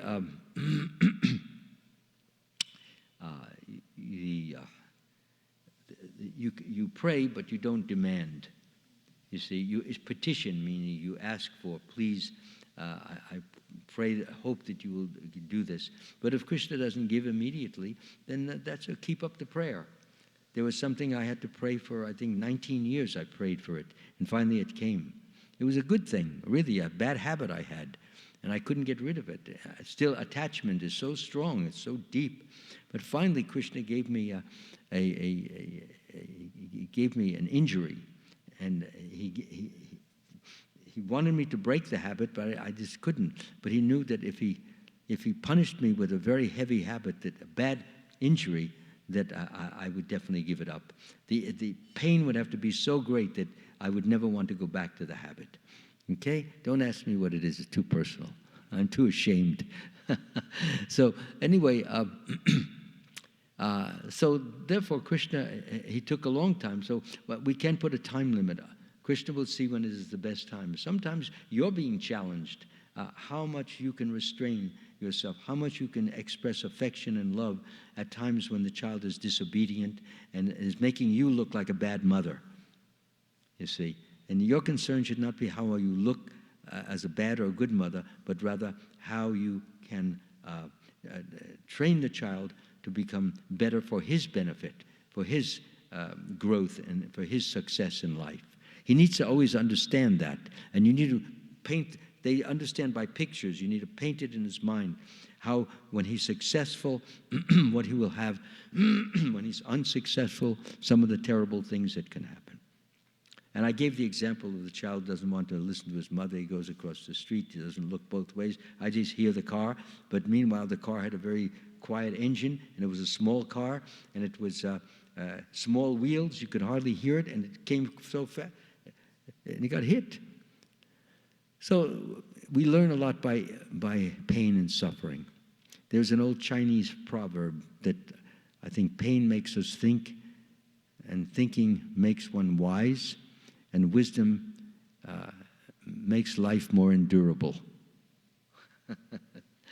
I wasn't even in yoga when I heard that. I heard it as a karmi, but it makes a lot of sense too. You know, wisdom makes life endurable. You can endure that which, if you don't have that wisdom, then. Did I answer your question? I hope I did. Any other points on this? Because we can move on. Luckily, we have.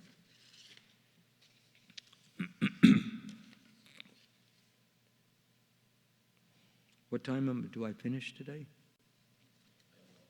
5 more minutes. I'm just getting started. I was going to make it, give you a bonus, give it you 4 hours. No, I won't. Let me just tie it up. The questions that have been coming in very, very useful. If I can just find, did I finish that, the end of that reported birth and death? Okay, well, I will just do one more, the translation. And the association of children, wife, relatives, and friends is just like a brief meeting of travelers. With each change of body, one is separated from all such associates.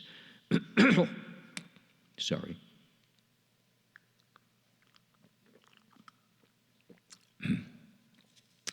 With each change of body, one is separated from all such associates, just as one loses the objects one possesses in a dream when the dream is over. So that's a very important point, that we tend to think that my wife, my husband, my children, it's a forever thing. A forever thing means at the moment it seems like it's going to go on forever. Well, yesterday we were here, and the day before we were here, and day before. So we're still doing everything that we did yesterday and last week and 5 weeks ago. So the impression, the feeling is this is going to go on forever, which is not true. Because then something unexpected, something surprising, something unusual happens, and then you find out, well, wait a minute, there's a change. Husband has now, suddenly he's a computer engineer, and the job contract is finished, and the only job that's available is he has to move from New Jersey, he has to move to New Orleans. And you have a nice house out here. So what to do, you see? So this happened to my friend, Dhananjaya Prabhu. He had a very beautiful home, just like the houses here. And then what happened is that his wife, she's a nurse, so she couldn't find a proper job in Portland, but there was a good job in San Antonio. So she wanted to take that. So what then he had to do is, in order to accommodate her situation, because hers was very important too, as a part of, they worked together as a nice team. Anyway, so they moved to San Antonio, but he had to put the house up for sale, but while it was up, he had to rent it out. So then he had to buy another house. So that's a big thing, the move. You have to take all the furniture and all the deities and beds and this and that. No, that's the worst thing. It's the last thing you want to do is move. Even if you have a little, it's too much. It's always too much. And then putting the things, all the things that you then use, that's when you realize you have acquired and acquired so many things that should have been thrown out. And still you're attached to them. My mother, she must have had 70 pairs of shoes. And I said, she was in nursing home, and I said, well, what are you keeping all those shoes for? You could have given them out to charity. She says, well, I just never got around to it. I said, because you always hope one day you wear them again, but you never did. You kept getting another pair or another dress. She was very well, beautifully dressed, my mother. And she sometimes did modeling. So whatever she modeled, they let her keep those things. So that was her excuse. I had all these extra dresses which I modeled for some friend, in these major chains where they make clothing. So let me finish. What was it? I was on a point just a moment ago. Okay, let me finish this. One is separated. So the point is this: is that we have to. Very important that while we're here, we should always be thinking we will not be here also. Or you're at home, you may not be in that home in 5 years or 3 years or 1 year. Nothing is permanent in this world except taxes and death. And if you know that death is permanent, then we don't know. In 5 minutes, 5 hours, 5 years, we may be finished from here. So we need to remind ourselves all the time, this physical body is going to disappear. My child is going to leave one of these days, or I'm going to leave one of these days. Be prepared. When we was a Boy Scout, we had, anybody here was a Boy Scout when they were young? So Boy Scout, we had a motto. The Boy Scout motto was, be prepared. But this was a salute that I still remember. I was a Boy Scout. I think it lasted for 3 months. You know, my mother bought me that uniform. I walked around, you know, like I was a general. Anyway, so the important point is remind yourself that everything is owned by Krishna. Don't get it that you have a car, beautiful car, people admire you, it's Krishna's. This house, beautiful, it's Krishna's house, and you're the caretaker of Krishna's house. If somebody says, oh, what an ugly looking house you have, well, so what? It's not my house, it's Krishna's. Tell the Krishna, go to the temple and tell him his house is ugly. That way, you don't have to suffer the insult. Nobody can insult you then. You know you have a long nose. Tell it to Krishna. He made the nose. Or anything like that. Or you have a ring. Oh, it looks like a ring that you give this to a person living on the street. So anyway, I like it. I'm enjoying it. Krishna gave it to me through my husband, or he gave it to me, my son gave it to me on my anniversary, so I like it, and that's all that counts. Well, you have very bad taste. Well, maybe you have bad taste. Oh, I have bad taste? All right, I have bad taste. Boss, finished. Go to Krishna and tell him to get me a better ring, okay? One that you will like better. I like it, okay? So there's so many nice ways you can end these things. Because once you realize that the temple, this belongs to Krishna. We are all the servants. In your home, you're the servant of Krishna. When you serve your relatives, you're the servant. So this should always, even though you may talk my house, because actually the deed is in your name, of course. You're the legal owner, the custodian of it. Legally, nobody can tell you to get out, unless it's by force.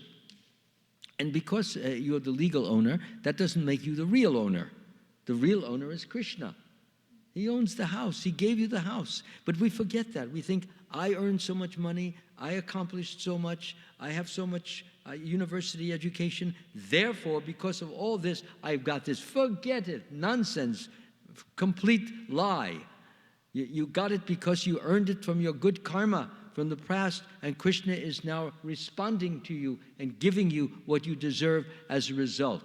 And sometimes, because you're a devotee, he may even give you more, because he's appreciating so much of your devotional love and service. He says, oh, this person is doing so much, always trying to share, giving books out, telling people about the home programs, making home programs, doing so much that I give this person more. Let me give him more money, because the person will use the money properly in loving service to me. So what is the harm to make him or her richer? She's not going to be proud, because he doesn't believe that it's his money.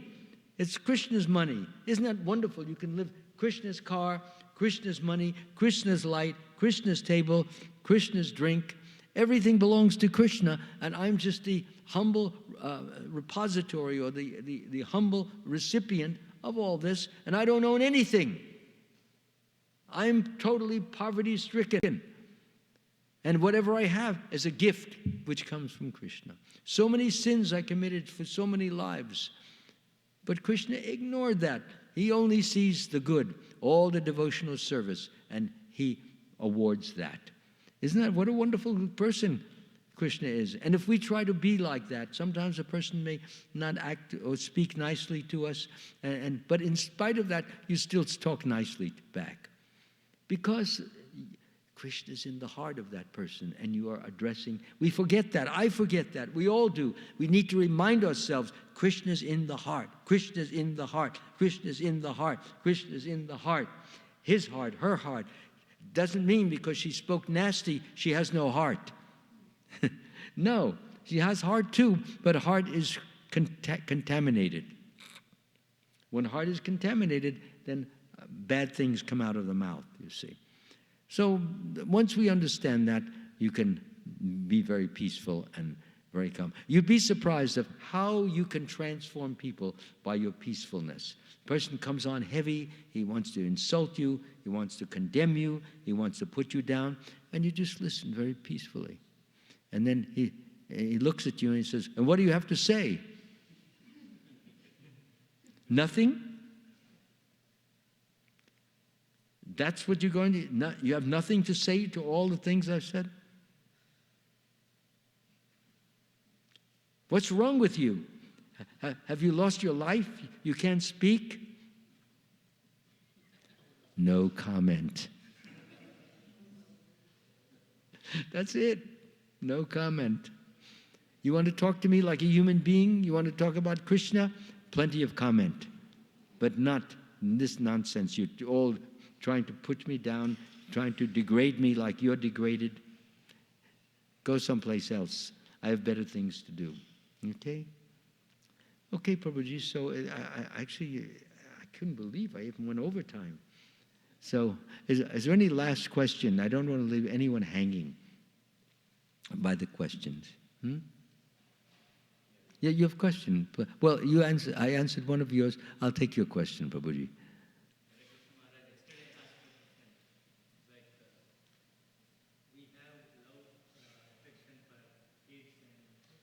You better come here. Because it's not, unless you know how to project your voice. I was asking yesterday. Yeah. So we have different kind of affection for every human being. Yes. Living entity. So every time I hear that we need to love Krishna. So Yeah. what kind of affection is? How we need to? Because if I see like kid, I take him or her separate affection. And father will give different kinds of affection, mother will give Yeah. different kinds of affection. So how we need to think about Krishna? Okay, that's a very good question, really, because most people don't even get to that point of asking, how am I to regard Krishna? If I'm to love my father, love my mother, love my children, love my relatives, okay, I love them in a certain way, and how do I love Krishna in relation to them? Well, first of all, you have to discriminate. You have no relatives, in truth. You have no friends, in truth. All these people, your friends, tomorrow they move away, you never see them again. Where's their friendships? Real friendship means that which you have forever. Okay, so let's boil it down. Wife, one day she will leave. You don't know whether you'll be together, whether you go to spiritual world, whether she'll go to this world, that way. Therefore, you really have no wife. Wife is there for you to effect karmic reactions and grow spiritually. She helps you, you help her. It's kind of like a school. Your home is a school in which both of you learn from each other. So, once you understand that the wife which is put there, the husband that is put there, the child is put, all this is being given to you by Krishna for your growth, for your understanding, for your development, and for your ultimately Krishna consciousness. Okay? So, therefore, the love that you have for your wife and this and that should be redirected all to Krishna. Now, you may say, well, I don't love my wife. Absolutely not. You certainly will love your wife, but differently and better. You love your wife for the sake of Krishna, because she belongs to Krishna. Krishna is in her.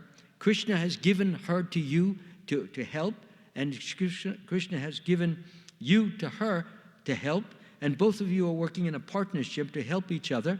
But ultimately, Krishna is the one who gets the love. So when you love your wife, it goes to your wife, and from your wife to Krishna.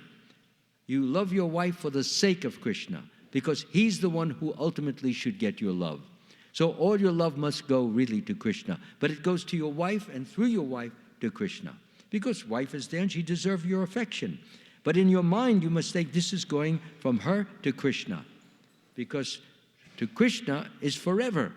Wife is temporary. Okay? Child is temporary. Everything is temporary. You hold the water and it's out. You have nothing in your hand.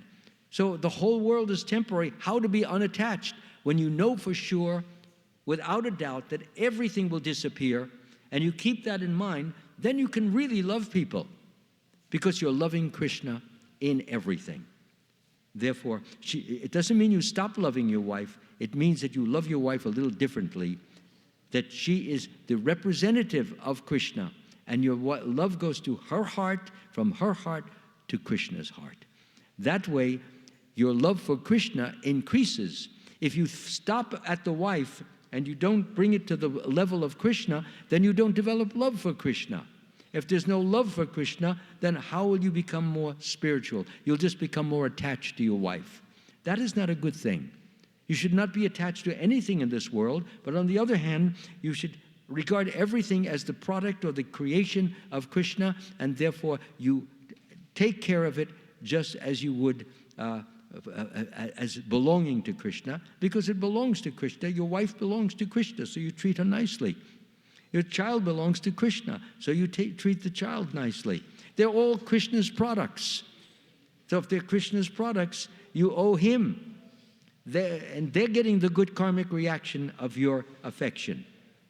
Does that make, I hope I made it clear. Is it clear to everybody? If there's anybody who has a doubt or don't understand, the main point is we love each other for the sake of Krishna. My body will disappear, your body will disappear, but Krishna will remain and appear forever. And that love will become solidified, bigger, greater, and higher. There's a class going on, by the way, Hare Krishna. So that will be solidified, and as a result, your love for God will be exclusive. And your wife is included in that love. Your child is included in that love. Not excluded, included. Okay?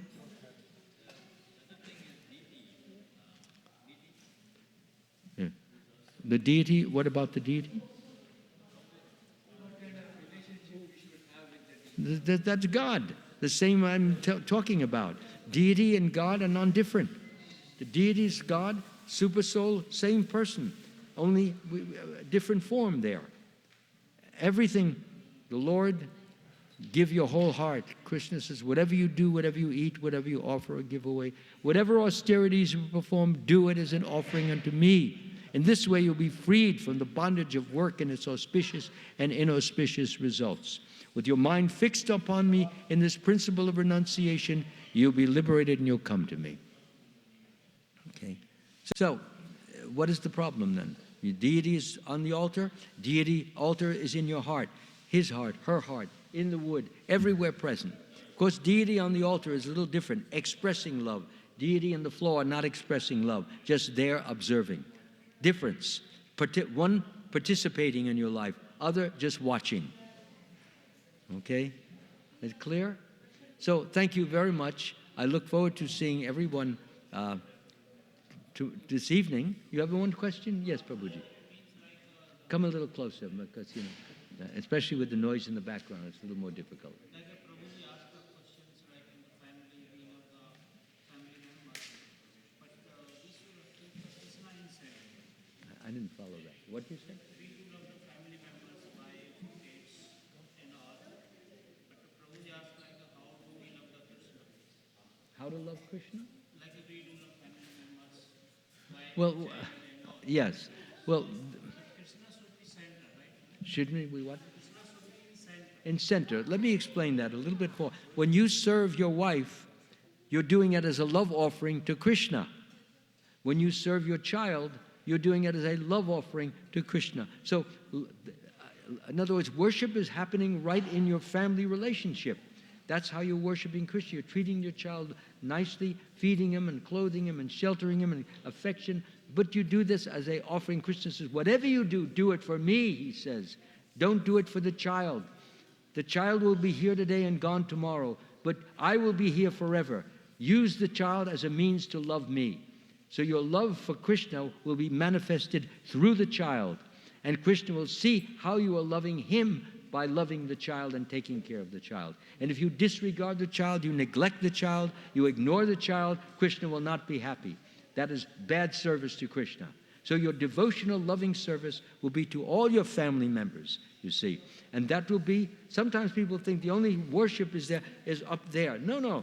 Your day-to-day talking on the phone, appreciating your child's activities, and giving the orders, what has to be done, what should not be done. This is all part of your worship. So we should not, generally people like to separate these, but the point that we make in Vaishnavism is every moment is a moment to please Krishna. Okay? Jai Prabhuji. So as Krishna says, whatever you, I already gave that verse. The other one is very important. Always think of me, become my devotee, worship me, offer your homage unto me. Thus you will come to me without fail. I promise you this because you're my very dear friend. Krishna's, that's one of the last verses, one of the most important, probably the most important verse in the, and that's what I've been saying. Always think of me. Well, how are you going to think of, there's my child. How do I think of Krishna? Krishna is in the child. So I give my love to Krishna in the child. And I do my service to the Lord by treating the child as Krishna would like me to. Okay? So I think we can conclude now, and that we will continue a different subject tonight. Thank you all very much. I love the questions you've been giving me. They're really challenging my dumb intellect. Nevertheless, it gets sharpened up by having to be put on the spot. I call for the mercy of Krishna, and I think the answers you got were those which you can implement in your life. And I'm looking forward to every one of you applying these principles for a better and higher and greater and most glorious household life, spiritually household life, because there is no separation. God is here, God is there, God is everywhere. And you're there to do the service, okay? Hare Krishna. All right.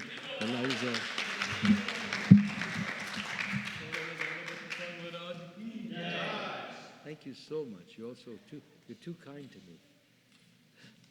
Let's thank Maharaj for 3 times. Hari Bol. Hari Bol. Hari Bol. May Krishna bless you all unlimitedly.